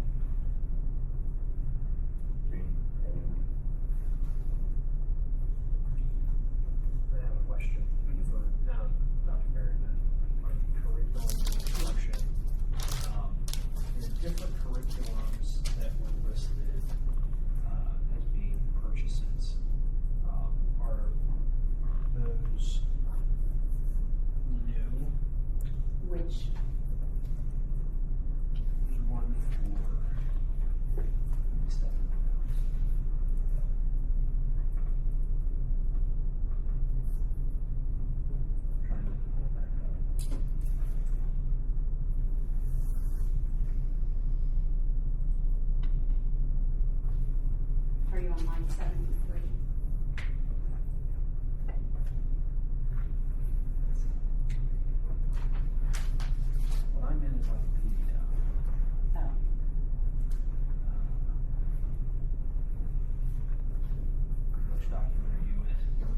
I'm on She's that in the Excel. spreadsheet. She's on the Excel. Well, there's like She's on the Excel million version. documents. She's on the Excel version of what you have. Okay. Sorry, If you give me an amount, that might help me. There's the ELA curriculum, object code 640, CI textbooks, ACES, ELA curriculum. That's new. So one the, did pilot. the one we did the pilot, so if you'll remember, when we got our state budget, the Ready to Learn grant, I had earmarked for the ELA curriculum to be approved in June, so that's a placeholder for that. Are there any other, well, I basically say, all the curriculum pieces, they've been prior board approved and committee reviewed with the CCP? Yes, yeah, either this past year or years prior, so, and anything, I did try to mark on the document for everybody, even when I did the budgeting process for Tom, anything that we are paying for out of Ready to Learn, because there's certain categories that we can use in there, that has been earmarked out of the Ready to Learn grant that we got last year, so that is to be used by the end of June of this year. Current year, yes, current year. That's why you have two different line items for me at the bottom. One is what it has to come out for next year, and then the other one is already for this year. Yeah, we received approval to use this year's Ready to Learn grant to purchase those ELA programs to be implemented next school year. So essentially, Yeah, I it's reached based out on to the what state for we that. pay for that.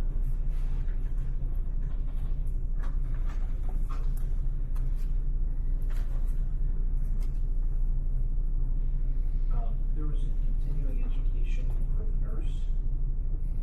Yes, so every year they have to take courses to keep their license current. So we bookmark every year or earmark $2,000 for them to do their continuing ed so that they can have their licenses renewed. And is that part of our contract with them? Is it in the well, continuing ed is in the CBA. And that's only for the RNs, not the LPNs? Correct.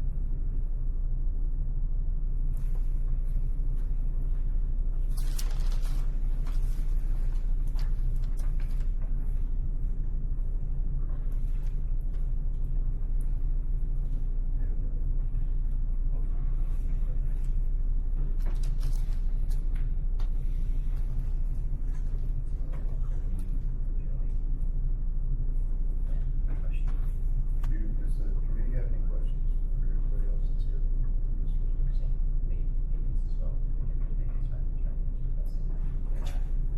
Victor couldn't make it, so I could be his best on his behalf, so you have maintenance questions as well. So I guess to expedite, it kind of seemed like what you were looking to do. Do we want to start kind of like a list or something of the different things that you want to look at, and then we can compile that? Well, she doesn't know about the help through December, and then we switched it to the end of summer. She didn't really have Victor's help. Oh, Howie. Yeah, so contracted services, We got $30,000 now. that got reduced down to 10. Okay. Just to get through the summer move, to have that extra helping hand with Howie, to help with the summer move. So Okay. the original request was to make him through halfway through the school year to make sure we get through the grant, but then the committee reduced that down just to the end of August. So can we talk about the zero-turn lawnmower? That's out as well. That got removed. Yeah, that got removed at the either that meeting or the next meeting. So that's no longer. So is this the second zero-turn that we're talking about? Yeah. And it's removed. Yes. Can we talk about the first zero-turn? Sure. I'd like to know how that actually went through the process to be purchased, because I'm a little unsure of how was it actually approved to be purchased when the policy that we have, I know it's up for review, but the policy is not reviewed yet, so it's still in place, is $11,800. And the zero turn that was purchased was $17,445, right? If I have the numbers right?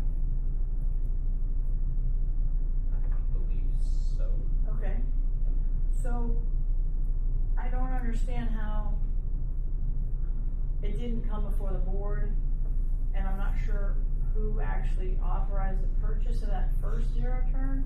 Not the question of whether we need it or not. I'm sure we purchased it because we need it. At least I hope that's the case. But my question is really a process question, and the reason why I'm asking this question in regards to process is because moving forward, things like this can really, affect the budget, and we really need to have a handle on it, because we're so, I just can't believe we're sitting here and we're looking at over $2 million in debt. I just can't, it's really hard. So, can we talk about the process of how that was approved? When we have a policy, 611, that says anything that's more than $11,800 has to go through a process to be purchased, so what approval process did that lawnmower go through? So, just like anything else, it goes through a purchase order process. Okay. That we have in place. So, departments have the free rein if they have it within their standing budget to move that item to cover those purchases. So if it came through that request and put it in a purchase order, they got reviewed and vetted and then approved. When that purchase then gets approved, then it goes to the board for final approval. When did that come to the board for final approval? When the check purchase, register, the 1 zero turn that we did purchase. so when the check registers come through, that's the board's opportunity to approve or deny any purchase. How do we deny it when it's already been purchased? We would return the equipment or supply. I'm sorry. That's Dr. Warner coughed and I didn't hear that. So I'm we sorry. would return the equipment with the supply. I'm sure we've probably already used it by now. We can't return it, right? So who approved it? Maybe let's start with that. Who approved it? Like I said, it goes through the approval process. So for purchase orders for maintenance would go from Mrs. Stahl, from a request to Victor to review, to myself to review those purchases. That's the order for maintenance to receive items in our purchasing process. So I'm struggling with the fact that we have a policy right now on the books. It's policy 611, and it specifically says a base amount of $11,800. And if this zero turn was $17,445, that's way over that amount. So did they at least go through and get 3 contractors or 3 different prices? So in these equipment purchases, we always use a CoStar vendor. So we don't have to go through and wait multiple months to achieve those quotes. So there's approved vendors and approved CoStar vendors through the state that are allowable to not have to get multiple quotes because they're approved and their prices are legitimate through the state. Okay.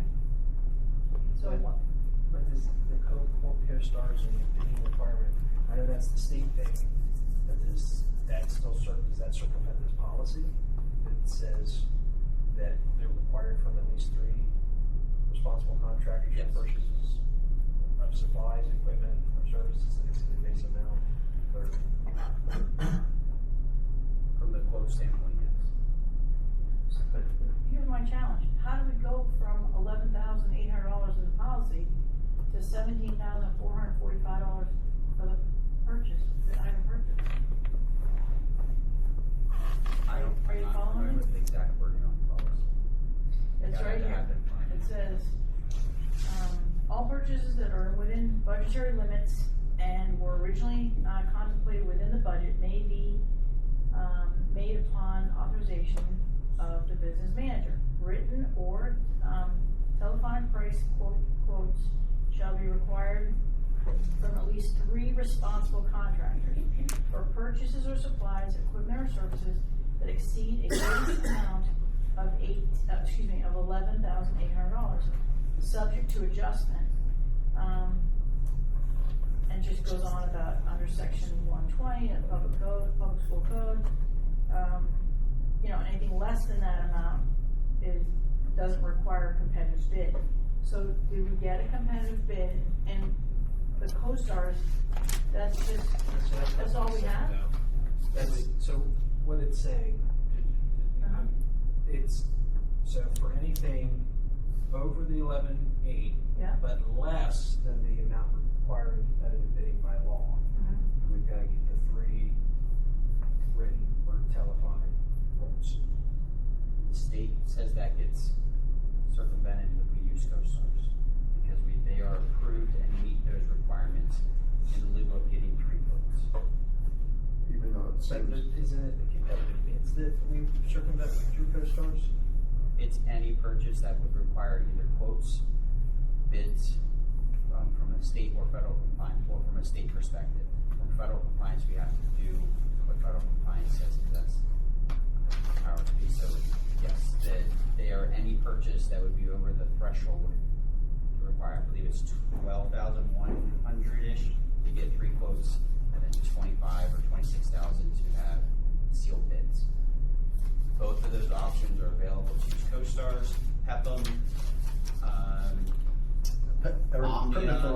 Pepin is the one that we work with. PEPM is utilized from a technology standpoint. It's primarily technology equipment, but it's very similar, exactly the same as what a co-star process is. But maybe this will help, Donna, and I think you had asked me about this before, and I think this is what I shared. I think historically, once there's a board-approved budget, Victor has a maintenance and facilities budget. When the said lawnmower breaks and he absolutely needed another one, what he did, he delayed other things that he normally would have purchased or projects that he would have done. He put on the shelf for a while because of the necessity of getting the grass mowed. So he stayed within his allotted funds that were board approved. He did not go over that dollar amount, which is why when it went through the process through Victor, Tom, myself, whoever, and it was a co-stars product, we were able to purchase that. So, and then I'm guessing Victor would have to answer the specifics. Those things that he put off, he's going to try to catch up with now. But he stayed within his allotted amount. Tom, correct me if I You're saying it misspoke. wasn't in the budget last year either, he just used money from his budget that was left over? No, it's in his current year. There is no such That's thing. what I as- mean, you're saying that the current year budget had a lawnmower in it? No, I'm saying is he was allotted a dollar figure by the board for maintenance department. He's within his means and had enough funds to defer to maybe next year, or even just not do it all to accommodate the. And the reason that necessitates that is there are things that you cannot predict in the future when it comes to lawnmowers, roofs. I mean, we could go on. Electrical, plumbing. There's things that you cannot predict that they're going to have to make adjustments during the course of the year. That happens in pretty much every district that I'm aware of, and every company that I'm aware of. It necessitates a little bit of discretion of the people that are in charge, the leadership team. What account number did you pull from? He would have pulled it from his overall repairs budget. So yes, just to Dr. Murphy, he basically has a number for repairs for any unforeseen circumstance of repairs. In any given year, that could go up or down, and he has to pull from other funds for repairs, and vice versa. If he has less repairs, he can pull from and do what's necessitated different, such as this lawnmower. But So you're saying just because he had money left over, he doesn't have to follow the policy of the 11.8? no, in the policy it says it's within his original allotted budget. Yeah, well, Wasn't money left over. I'm going to agree with, and I think one of the committee members are agreeing, I'm going to agree with Don.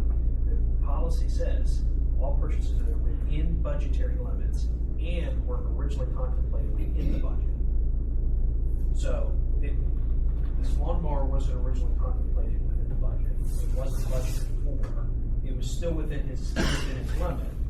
But basically, I mean, just to get to the bottom of the process question, it probably should have been a board approval. It should. It sounds to me like it should have been a board approval to change that floppy menu. So. And if we messed up on that, I take full responsibility for that. Well, but it seems like it's not just, it wouldn't be a you thing, it sounds like this has been a practice. I think historically, what that has been past practice, I think. So, and throughout our time on the board, we've identified different things that are processes and practices that align with our policies. And so, as those things come up, we make the corrections and we make the fixes. And so this would be something that goes along with that. So is that why this same policy is up for review and we've changed the amount to $24,500? I think it just came through on the FP&S as a recommended update from PSBA just for the amount. But the committee lowered that recommended amount to 15,000. The 24, they lowered to 15? Yes. Thank you, I didn't know that. All right. So we should probably get back to budget, not instead of policy. Though. Yeah. Well, But I agree. It's I kind of agree. still a budget. But we're not going to be budgeting for another 3 yet. So, getting back to, do you have? It sounded like you had some items that you wanted to talk about. So get it all out there, and then decide what we want to cut. Well, I like the idea. I like the idea of cutting $2 for every $1 of spending. I like that idea. I think I'd like to know, if possible, and this is a question I'm not sure. Hopefully, we don't necessarily have to go into closed session for this. But I'm interested in knowing what are the 5 most recent positions, or maybe I should say 5 last positions that we've filled. I don't want people's names, just like the title. I would say that we would need to go to an executive session because we're a small school district, and there are a lot of positions that only have one person. You just say like a teacher or custodian or bus Indicative driver. of other small schools like us, many times when you're talking about a position, you're talking about a person. So I think we have to be very careful. Okay, no problem. That's why. So if you want to go to executive session, though, we can. We can, I mean, Donna, I mean, if you have questions, we can, there's an opportunity now to take it if you want it. Okay. If Right. the people don't mind. Okay, we're gonna have a quick executive session.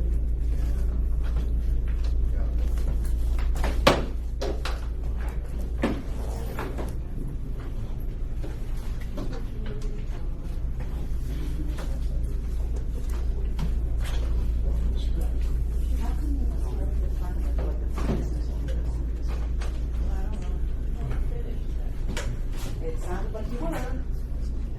No, I think we're going to executive session. I know, but they didn't, they went through every department and then said, oh, you have things you want to cut, they go through the district business office. I'll be right back.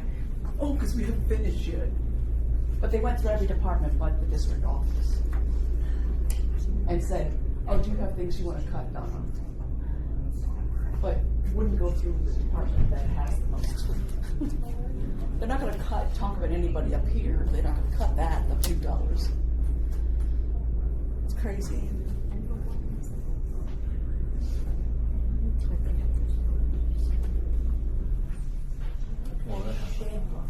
You can't discuss that.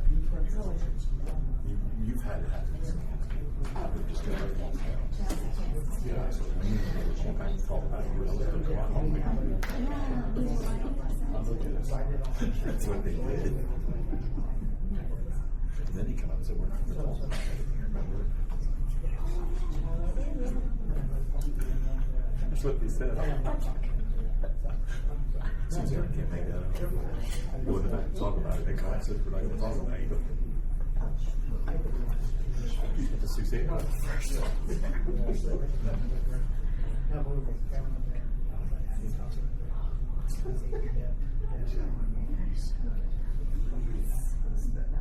Yeah, it was just like.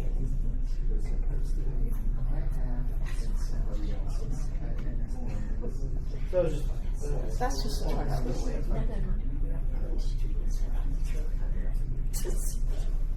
Yeah. Nah, we'll do it twice. We'll be good. We'll bang it down close.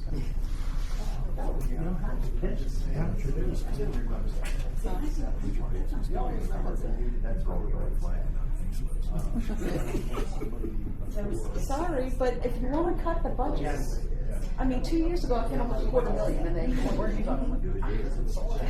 I can come up with another $250,000. I can come up with $1 million. I'm going to cut.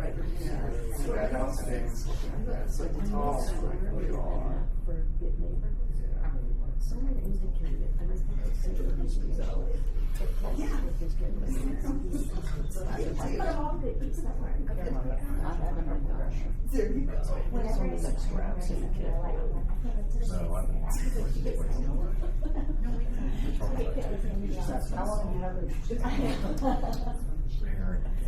You cold, Courtney?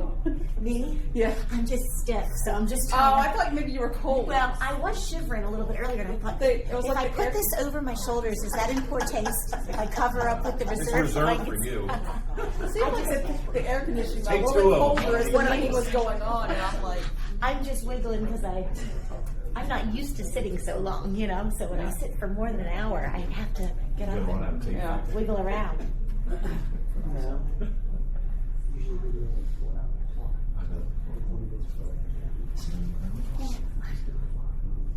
Oh, I heard him crack his neck, and I was like, was it Oh, yeah, it was a couple times. I like her. I think it was.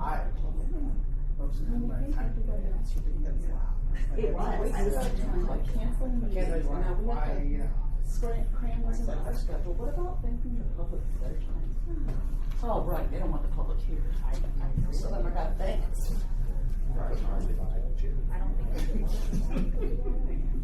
That's a cost saving.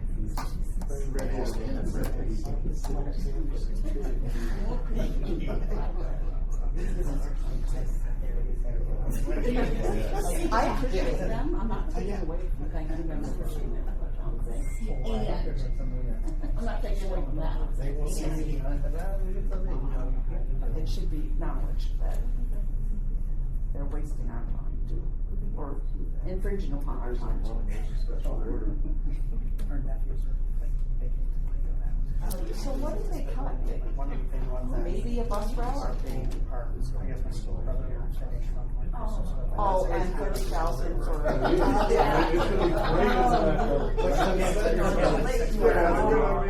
And then, oh, they didn't add this yet, so. Nobody came down and said something. Oh, yeah. Increasing.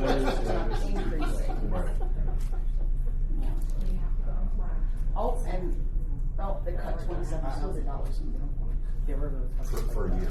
Yeah. the magnet class. No, it's like, well, a lot of that engineering. In uniforms, he's just So like, whoever was the four sports, these four sports that was supposed to be this year. that's like a big thing in there, so you do a lot of functions. Now, like, you're doing more modeling. All that. I want to, we always. Everybody's like the last 1 year, so they've had their. I was like, I don't know how to do it. Everyone's been working on that. I'll tell you, Push the back. Yeah. Yes. Push the back with your last one. No, they didn't. They took it out of the budget. Yeah, like a little hammer. That was like one of the things in there, is that they would roll out. They would get it, so you have to like. But yeah.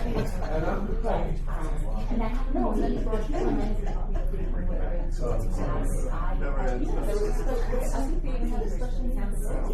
on it. We're gonna, I thought that they were gonna do Stacy from behind.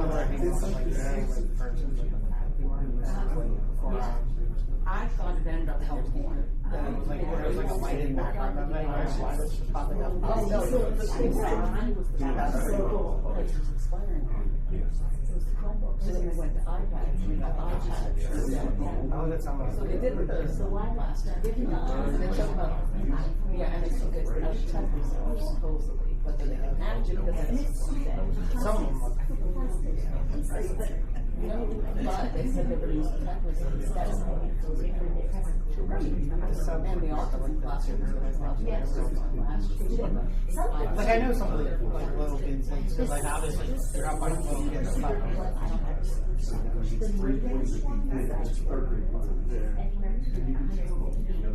Like sometimes, but they're never.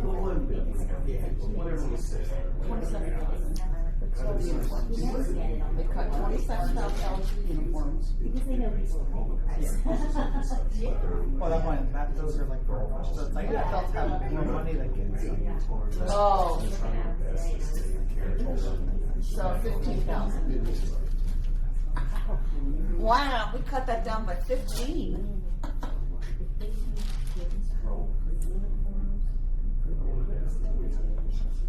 See, then we do things probably. I don't know, because I've been in sports where I have to take them, so. That's a luxury. Hobbies are a luxury. I mean, not anymore, according to Suzanne, but when I went to school, we had to pay for everything. Everything. My kids attended Catholic school, so yes, anything extra was outside of school concert. Catholic schools were for education, and I mean, I can read, I can write. Well, I had to buy my own shoes. Walk uphill both ways to school in the snow. It does put sport kids at a disadvantage, but Whatever. No, I'm not saying it does. Yeah, but that's what I mean. I still had to buy it. Way too early. It reminded me of something that really works. Wasn't really much. So yes. your battery is done with 2 lights. Yeah. Oh, by the way, I kind of shocked this. You know, he said, when I talked to him that you can't store videos on your SD cards. They will start to corrupt. Where are you going to put them? We're discussing maybe some kind of he said it's called a platform of some sort of storage. So she didn't watch this one.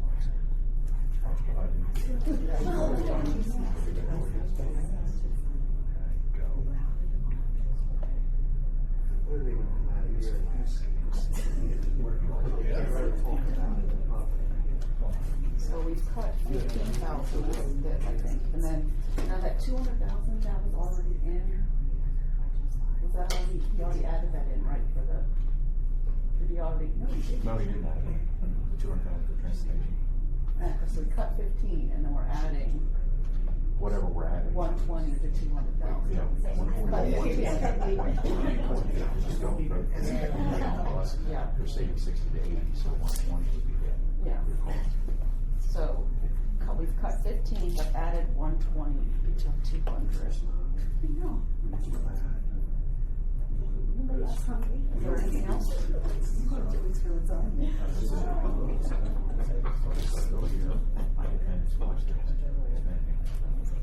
And I scroll down to. I don't know if it's over there. You're starving, right? I scroll down to. Leah said she had some snacks. Daddy didn't make you Scroll down to. Scroll down to. Minutes, you want minutes? Well, no, not minutes. I want agenda. So I hit agendas and I watch. Watch what it says. And I scroll down to the very bottom, like I did the other day. The very bottom. So it's everything we just did. Okay, hit it. Look what comes up. It says open. Okay, I will. Now I'll ask you what open is. Let's see, I pick it back. Just which ones. Look what comes up. That is the workshop agenda. There's always a bowl of cereal, right? Nobody will die. There's cereal in the house. Breakfast for dinner.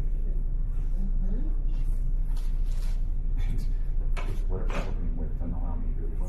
Oh, and what about this reduction? They already put that in. The 20,000. I know. That was the next year. Oh. 30,000. Okay, so the.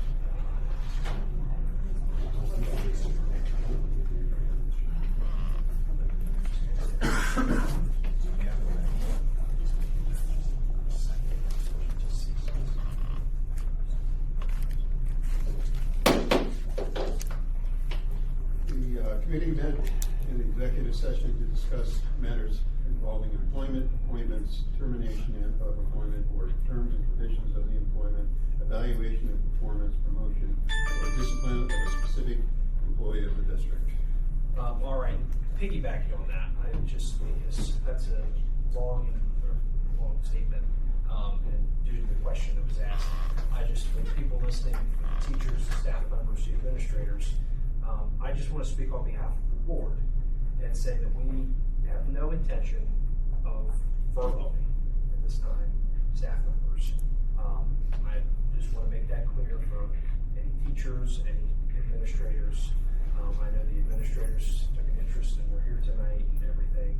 So I just don't want there to be any ambiguity about the reason for the executive session or what the board's current thought process is behind the budget. Yeah, we rely on attrition and retirements that we review, and that's how. And I will say, the board has looked, the board is looking at, along with our senior leadership team, attritional savings that we're going to see over the next short term, which makes our budget outlook significantly brighter. Right, yep. And we are looking through that. We're actively evaluating. We're conducting long-term planning as a board and how we do that. But we don't want to, unfortunately, other school districts are in much worse situations than us. And other school districts have made very significant staff cuts and furloughs. But we, at this time, we are not in that type of position, and we don't want our staff to feel as though there are any negatives coming in that direction. Thank you. All right, so what I'm going to recommend is we've all had a chance to look through. I think that we've asked questions. If we have any more questions, we can certainly ask. But I think that in terms of any potential budgetary cuts, if the committee has any that they want to bring up for us to sort of compile a list, and then we'll go and we'll evaluate each and decide what we're going to include and not include in the budget recommendation.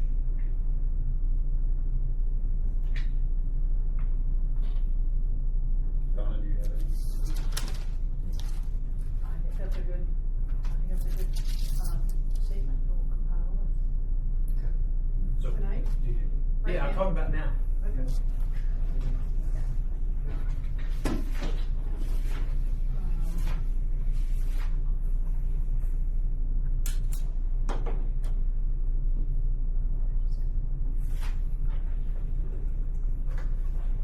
Was the hydro pad in the budget? We removed it, but it will go back in for the discussion with the removal of one-year uniforms. And then Howie is still in there through.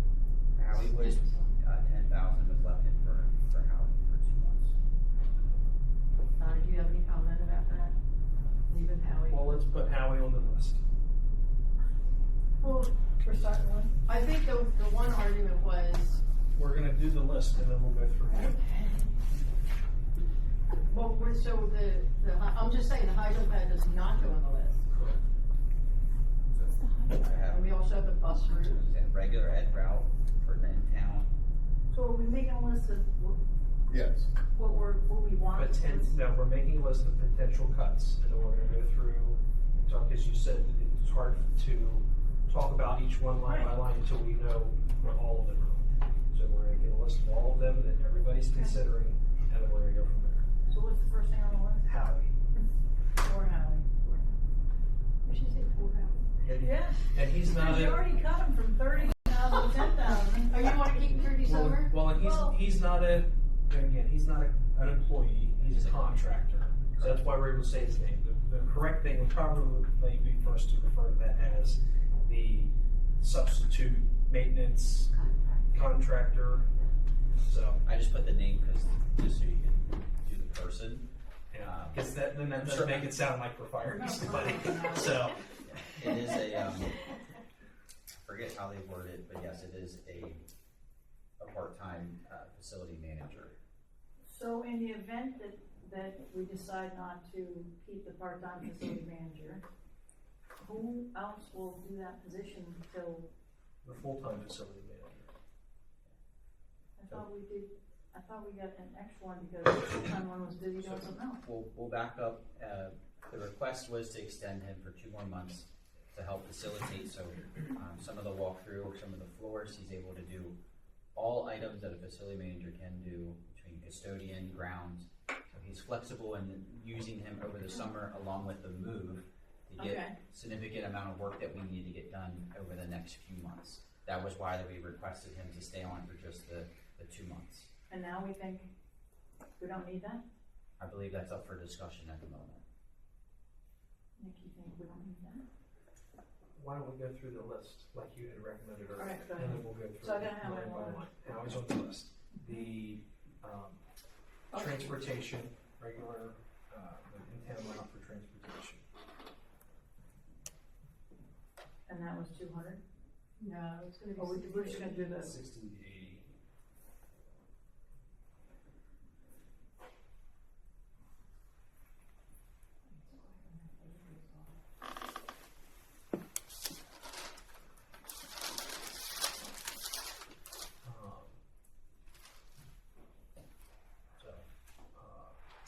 Others?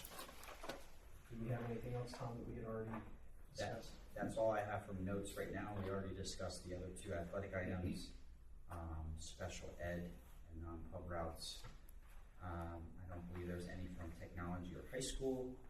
We have yet to visit some other departments. So I'm not sure if there's questions within those departments that might give us some items. I'm looking for a piece of paper. A specific piece of paper.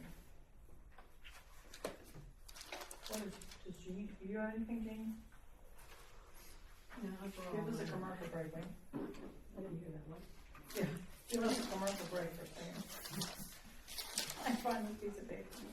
You didn't have any further questions at the moment? I mean, we're gonna talk about this year and operationally, anything else. Yeah, I'm just talking about from. Yeah, I know, that's what I'm saying, while she's looking, I've asked all my. Okay. Keep going down. Yeah. Nick, do you have any additional ones for the admin team?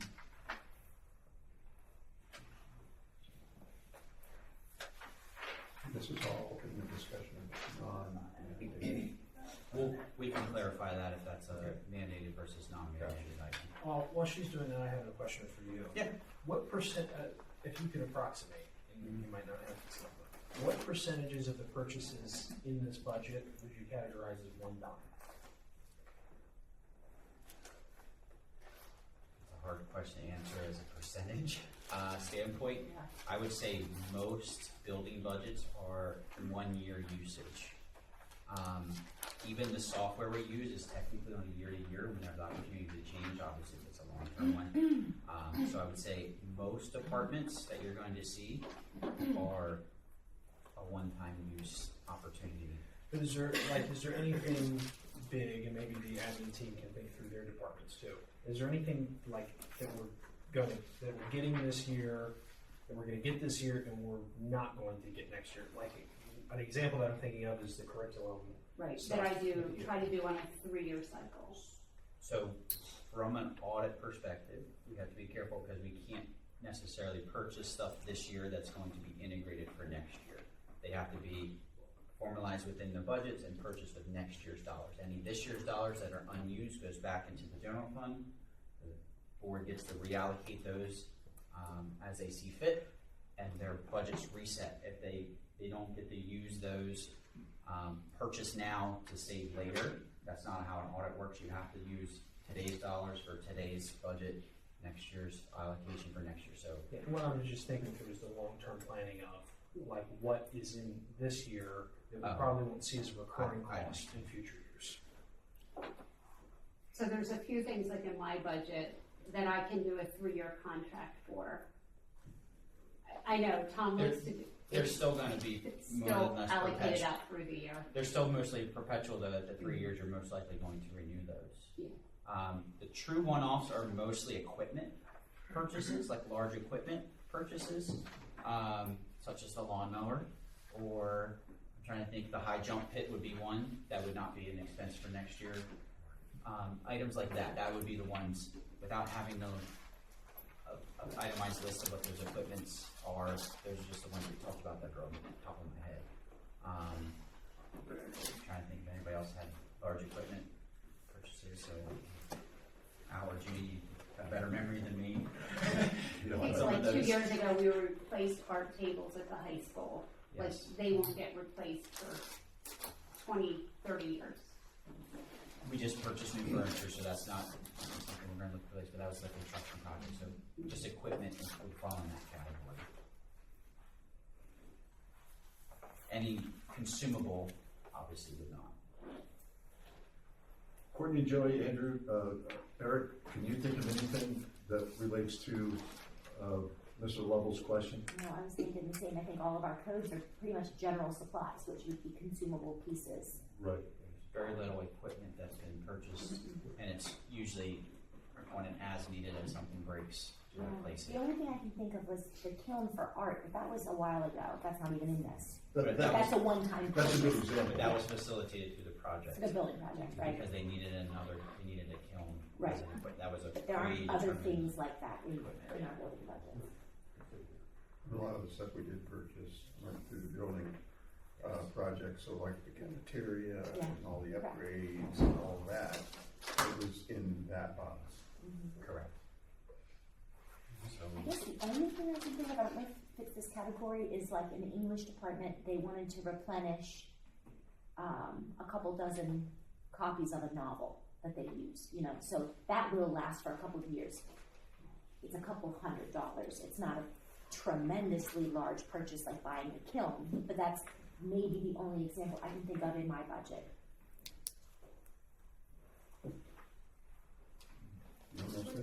When the library gets those ebooks, how long do we have the license for those ebooks? Just 1 year? My understanding from Mr. Henshaw is there's two different types of books, ebooks. The first one is we might have access for kids to check them out, and I'm making this up, for a calendar year. Like there's a time-bound piece to it, and then it just expires, and we would have to renew our access to that book. Other ebooks are like based on how many times a child checks it out. So this, we've purchased 5 checkouts of this book, and once it reaches the 5 checkouts, I saw you nodding. I think that's how Mr. Henshaw's explained it to me in the past. And so we have a combination of the two.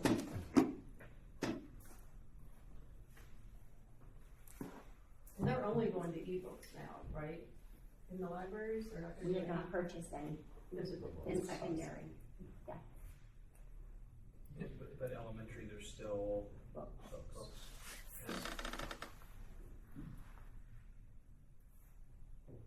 So are the sports, a couple questions. Are the sports activity fund reserves, they're in the operating budget, correct? Student activity No. fund? Sport activity funds, reserves. Sport activity fund reserve. Is that in the operating budget? what reserves, Just like, I guess it would be under sports, it would come under sports, like, So you're talking about the athletic department? I guess, yeah. The athletic department is in the operating budget, yes. Okay. But the student activities, like is it every? No, not every.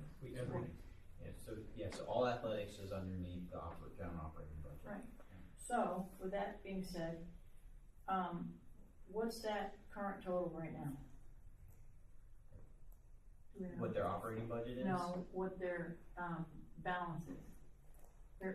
In other words, the fund balance for sports that we have right now. We don't granularize down that far. So it would just be the operating budget as a whole, not necessarily what athletics. So If you want athletics department's budget performance as the year, is that, I'm assuming, is that what you're looking for? So I'm just curious, why don't we consider directing the sports activities fund reserves towards a deficit or reducing the deficit? I understand what, so you're talking about the reserve, the assigned fund balance Yeah. for future athletic projects. Right. That's up to the board to decide that, so as I presented back, that the concept behind that is we have a turf that's gonna be near end of life in the next few years, and a track replacement that's end of life in the next few years. That's essentially more or less seed money to pay for those, instead of going out. Do we know So what on. that amount is, in that category? $750,000. Yeah, currently have 750,000 earmarked for that. Okay. And that got blown out of the water with the. Well, this would just be for any future, not necessarily Future, okay. baseball, Assigned softball. fund balance. So we would do, in the case of that, we would accumulate that essentially in the general fund, and then when the board's ready to execute, we would transfer that to capital reserve to pay that out of a capital project fund. The same thing we do with athletics, when the land sale, we move that, and then we purchase out of capital. So general fund is just housing that money until the board would approve the full purchase, and we would transfer the funds over to pay for that. But it is a capital improvement. I would like to put the 750,000 on the list. So that's not on that's not in the operating budget. And Cut. we can talk about the fund transfers and things like that. If we could just first stick to having reviewed all of the different departmental budgets. Is there anything within the general fund operating budget, anything else that we want to put on this list to talk about, whether it's in or whether it's out? Well, technically, that's in the general fund operating budget, right? It's not. That's not a budgetary item. That's just a fund balance. That's an assigned fund balance, but there's no expenditure associated with that in the budget. Okay. Well.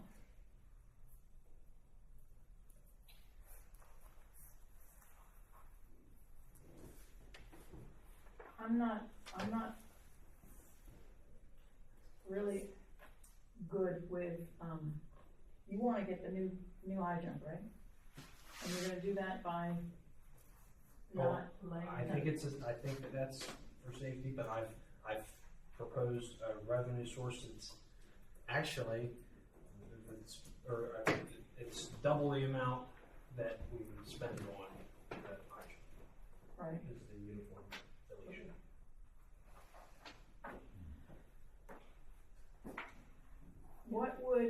Tom, and I know I'm putting you on the spot here, so it's okay, if you don't know, I'm okay with that.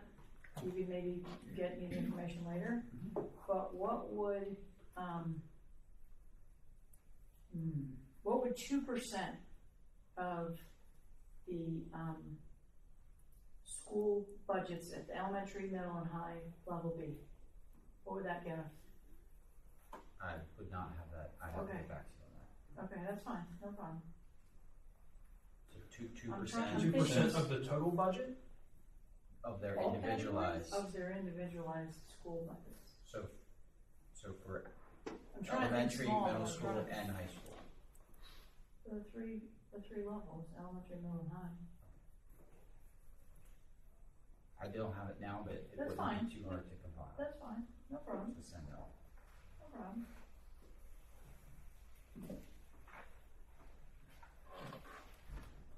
Is there anything else on the list we want to discuss? If we haven't discussed yet, is there anything else on the list? This is up to the committee to ask any additional questions.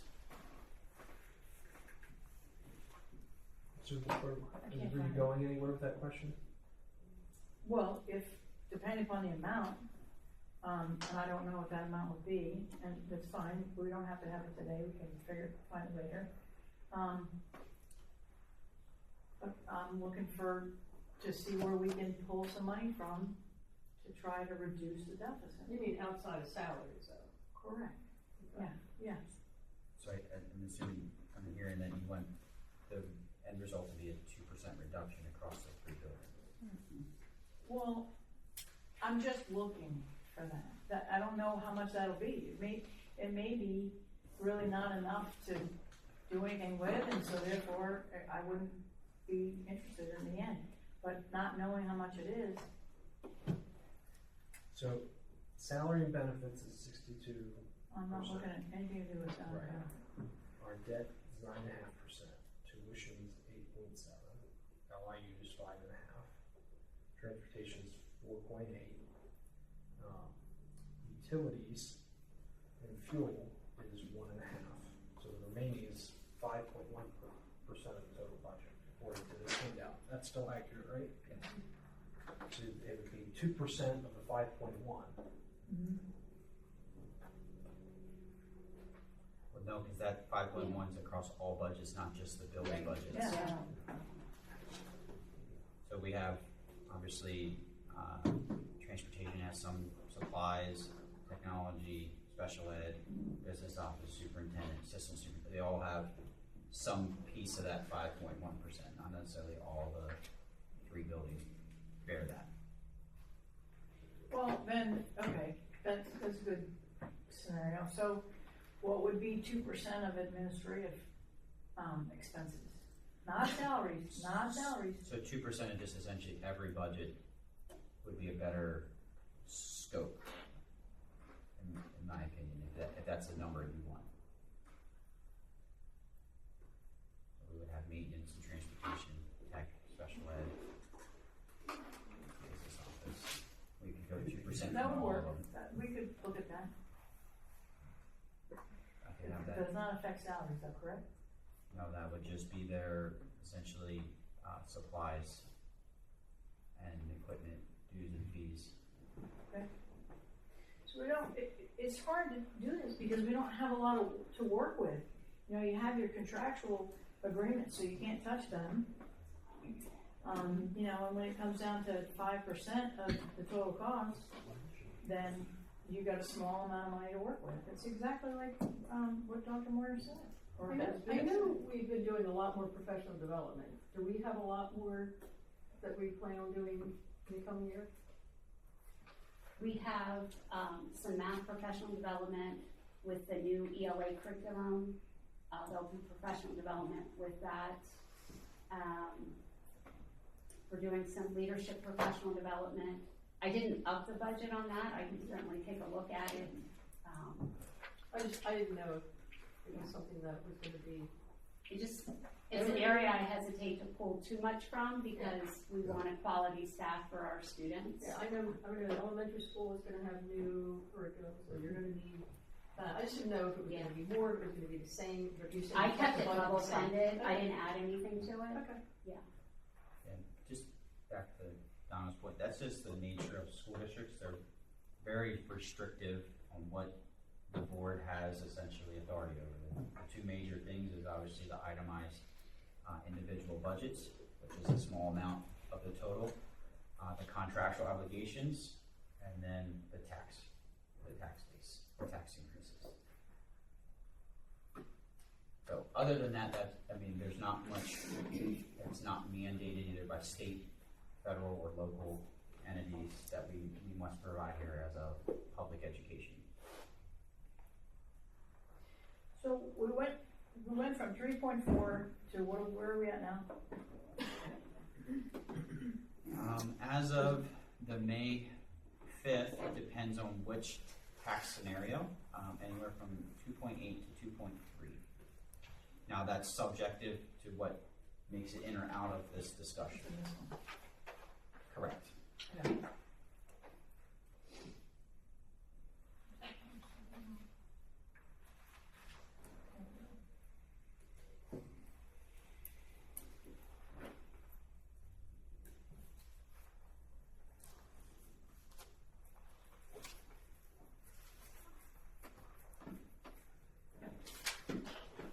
Didn't you say yesterday that for this current year, the operational, we're going to have a surplus again? Then we'll have a deficit because of the Operational. Operational, though, we'll have to determine that through June.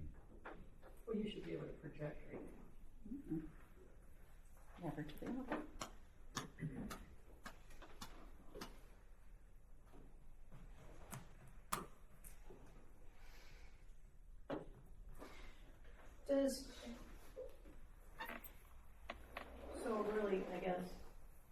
here's the bottom line for me.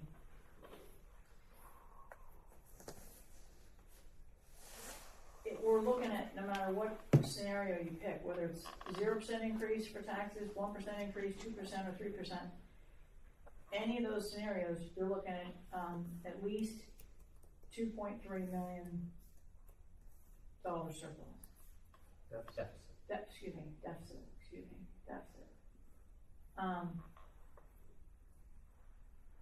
So even if you go with the lowest amount, I would say, I would look to administration and say, you guys decide where you want to cut, but you need to find at least $1.3 million before we start looking at a tax increase. That's just my perspective. I know I'm only one vote, and that's fine. But I honestly can't sit here and consider a tax increase if we haven't really done. We need to really dig hard, and it's not easy work. But everything we're looking at, it just keeps coming back. We're just going to have to really, and it's easy for me to say, oh, take 5%, take 2%, here, there, whatever. You know, put it on the list, take it off the list. It's really, I would look to administration and say, they know, and the reason why is because they know where it's going to hurt the least. It's going to hurt absolutely, no matter what we do, no matter what we look at decreasing or not funding or whatever language you like to use. It's definitely going to hurt. That being said, administration's going to know where it will hurt the least. So I would look to administration to recommend at least $1.3 million cuts before we look at increasing taxes.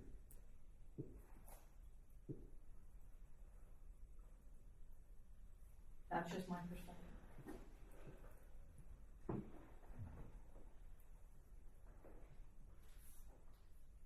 Jeannie?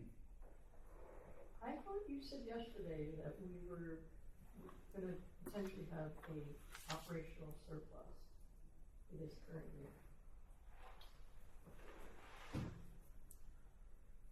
So, are we scoping in or out of the I'm just construction? asking. I thought that's what we understood yesterday. Was that yesterday? Yeah. Do you have a recollection of it? Yeah, well, I mean, what we talked about yesterday was that with the construction, on paper, it's a deficit. However, that was a $6.2 million planned expense. So if you scope that out, what it's looking like is this year we're going to end with another surplus. That's not what I'm looking at on paper. But that's what we're looking at reality for the year we're in. Not next year. I understand. This year. We're not, and I mean, they're in the fund balance projections that we got at the beginning of the whole budget thing, they were the same as last year.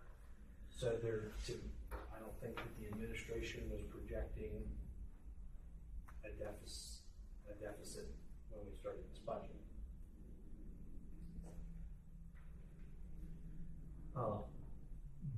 In my opinion,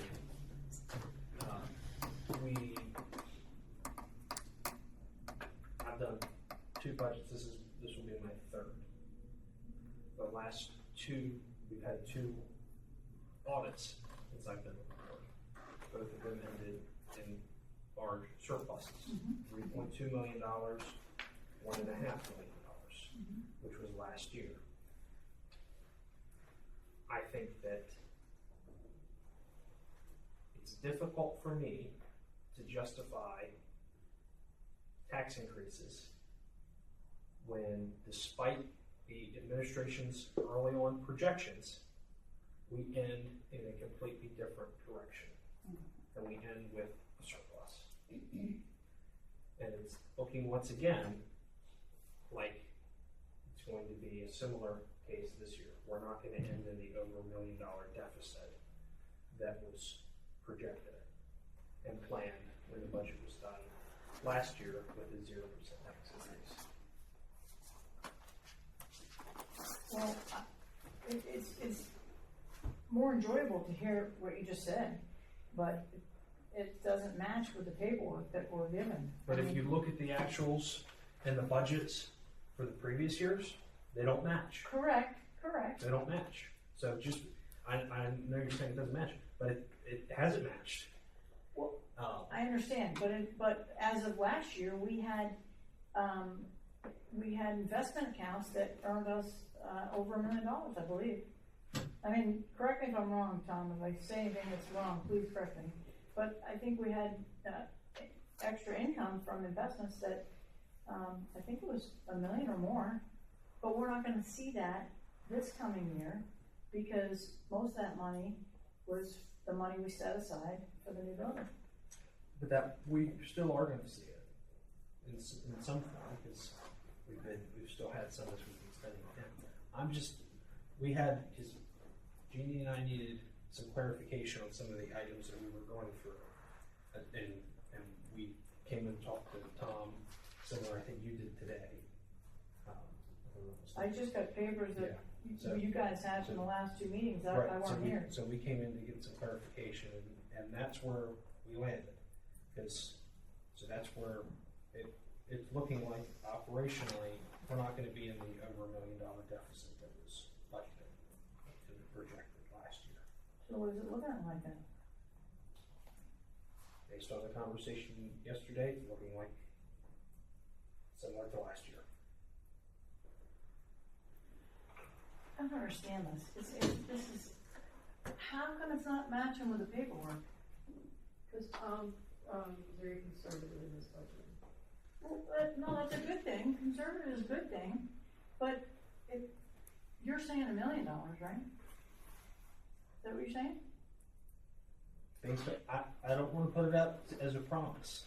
All I'm saying is it's not going to be, it doesn't look like, from what we've been told, I'm just going off of what I've been told from the administration, is that it's not going to be deficit that was projected. At all, or as high? At all. At all. I'm sorry.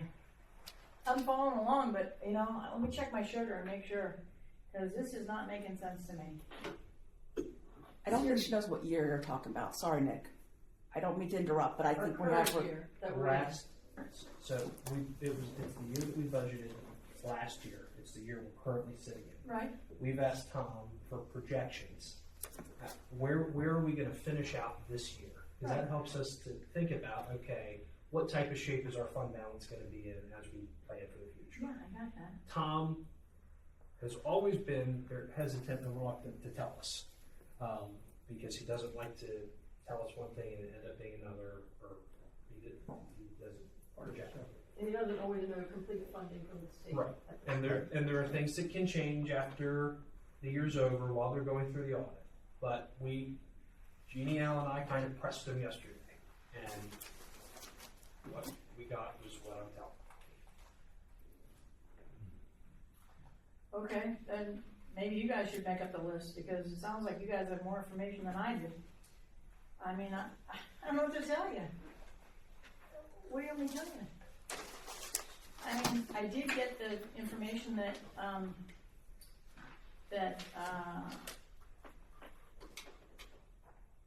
that we did include a 70% state funding, is that it? 70%, am I saying that right? 70% of the governor's proposal. Right, governor's proposal. So we did include that? Yes. So did that change the scenario then? That's reflected in the 2.8 to 2.3. That made it go from the 3.4 down to the 2.3. It's reflected in which scenario? If you go to the one that says full state funding, full governor's budget. Most reflective one would be that paper that she's on, I believe, Nick, that page there would show 70%. Yeah, this is with the 70%, so that's why the highest. Oh, it's on the right page, okay. Yeah, there. I think the slideshow previous to that, there was Correct. three different breakdowns. She has that one there, but that's the most accurate information because we presented that last week at May 5th. So even with the I just want to make sure I'm getting this right. So even with the 70% governor's proposed funding, we're still looking at 4 different scenarios and they go anywhere from 2.8 to 2.3 million in deficit. So get me from somewhere, please, get me from that perspective to Nick's perspective where we're not in a deficit at all. Well, that's, he's talking about the He's current year talking we're in about- now. the I'm ends. talking about this year, because we budgeted, what was the budgeted deficit, Tom? 1.3 or 1.8? I think it was actually.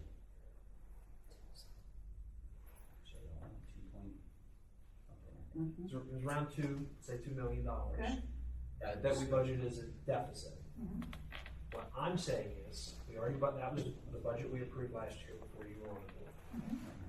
This budget, or what we were asking Tom is, what's going to be, where are we gonna end in this budget? This year. That's what we're gonna get the final numbers of where we landed this year from the Zelenkovsky Axelrod people in Right, December. that's right. When we do the audit in December. So, but what we pressed Tom for is the preliminary, his projection of where we're gonna, and where we're gonna land this year. It's not gonna be the $2 million deficit, it's looking like it's going to be a surplus. And so it's going to be a multiple $1 million swing, most likely, in the other direction. So how much of a surplus is it gonna be? We don't know that. Projections were a surplus.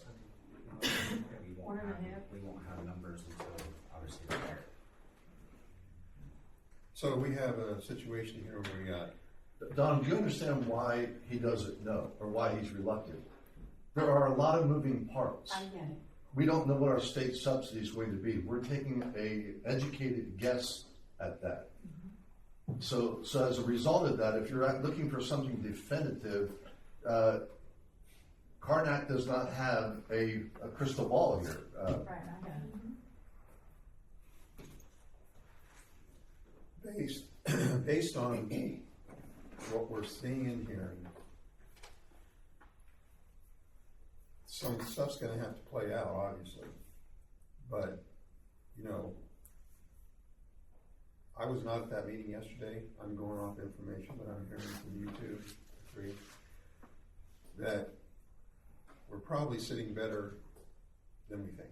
Well, we know what our salaries are gonna be, we know we've got a supply freeze, we set up people for it, so we know we know if our expenses are gonna be what they were budgeted, or if they're gonna be a lot less, so that part we at least know for sure, pretty much.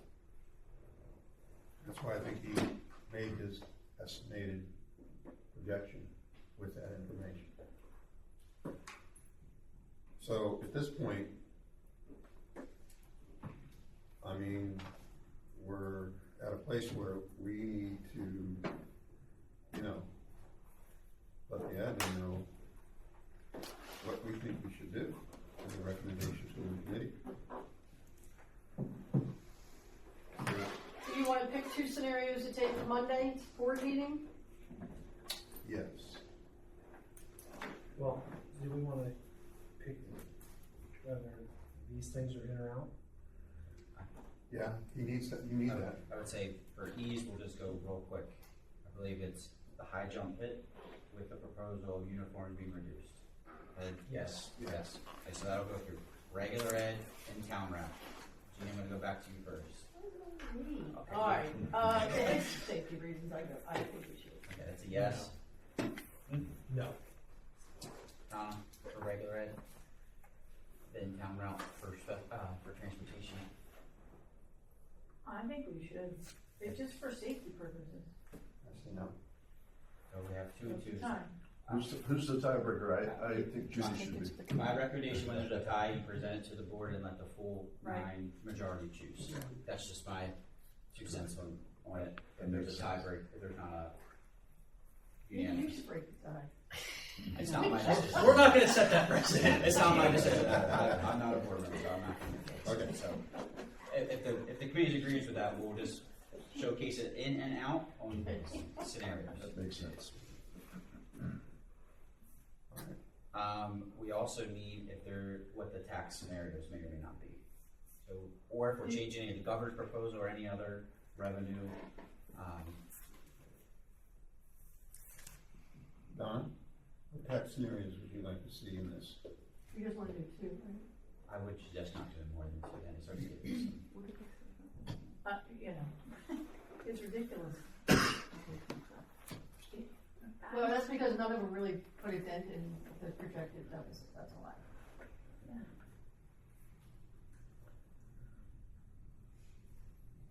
So,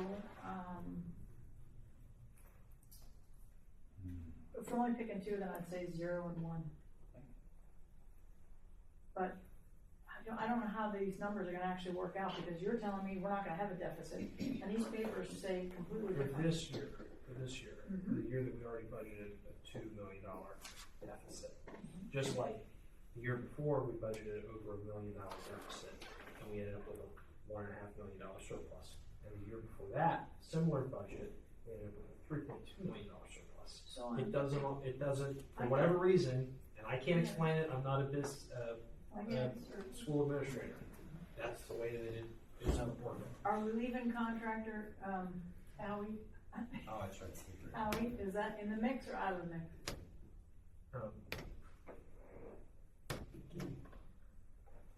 I'm the one that said Howie through the end of the summer, so I'm gonna stick with what I said. No. I'm gonna say no, because it's just, it'll give me a $10,000 cushion. The Howie's now reduced. I tried, Howie.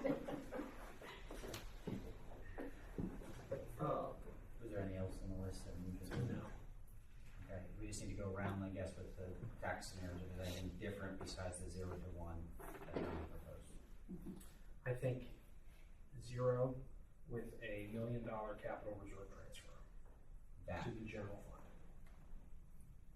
okay, do we have it?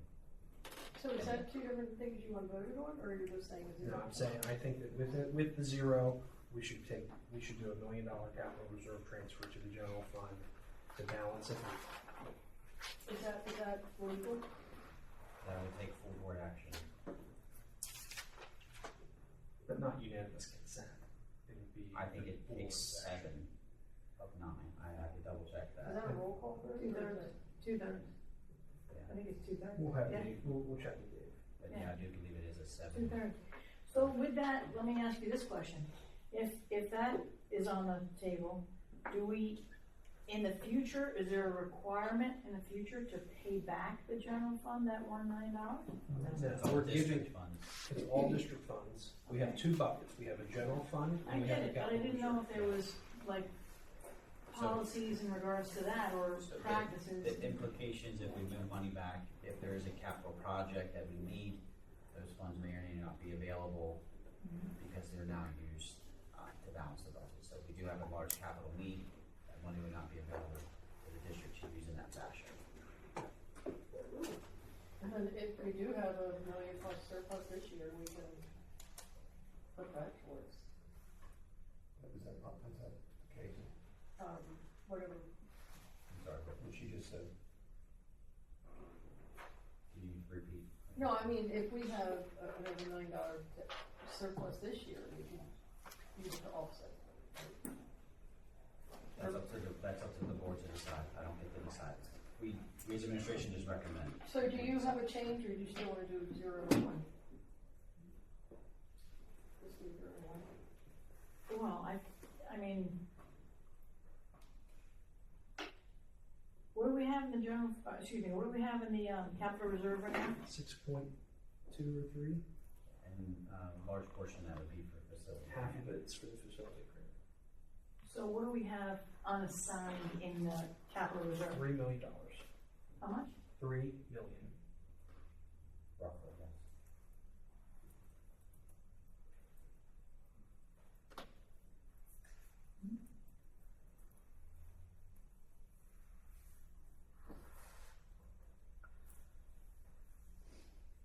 I would say 0 with 2 million from the capital reserve.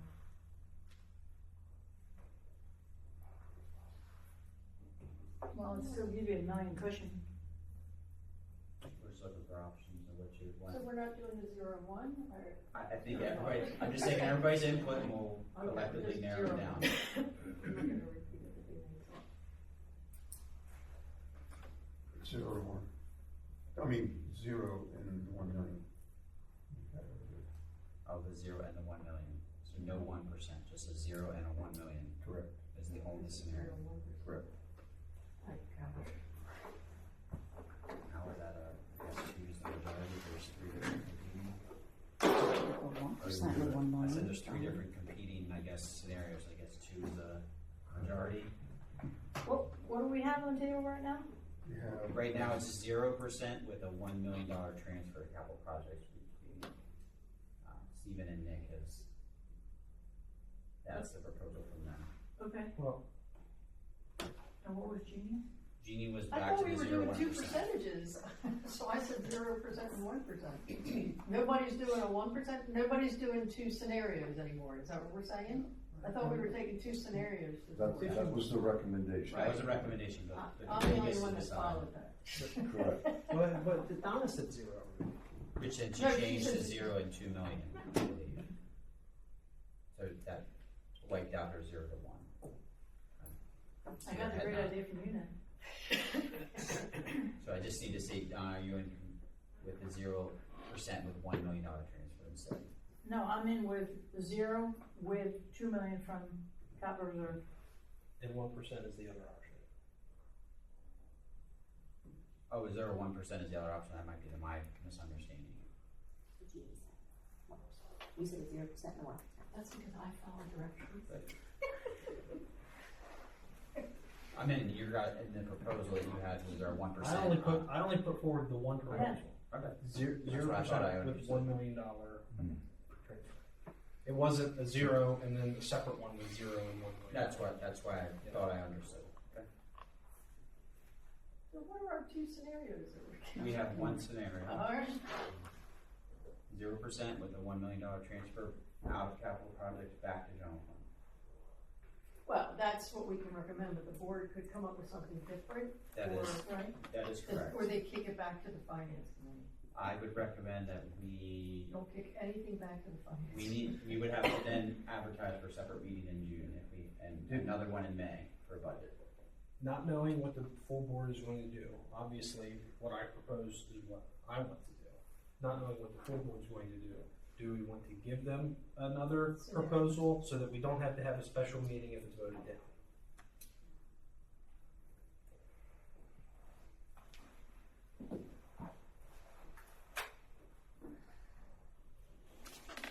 You want it to be Donna's scenario, is that what you're saying? I don't think I don't think that here to there is going to be the difference. I think it's going to be. Oh, you think they're gonna want mine, 0 or 1%? Or you mean 1%? I'm just saying some type of increase. I mean, unless you guys don't want to do that. We had, Well, I don't 2 want, years I ago- don't want 2 another years ago, we meeting. had a budget voted down. And we were able to revote during the meeting. I would say this proposed budget could be approved, even under this scenario, and then vet it out for June to have a final approval, because as Dr. Moore said, it's just more or less a placeholder for regulation purposes. So I think. We'd like to get it as close as possible. Correct, but I think Scenario.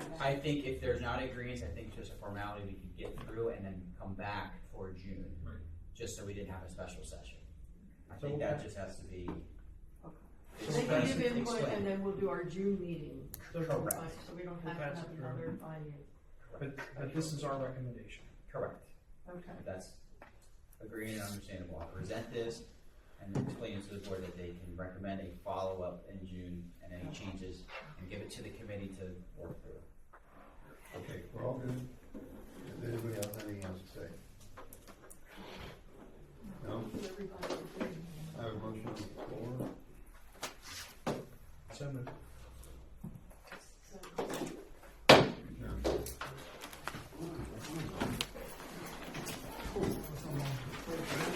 Carolyn, Andrew, Joey, Courtney, Eric, thank you.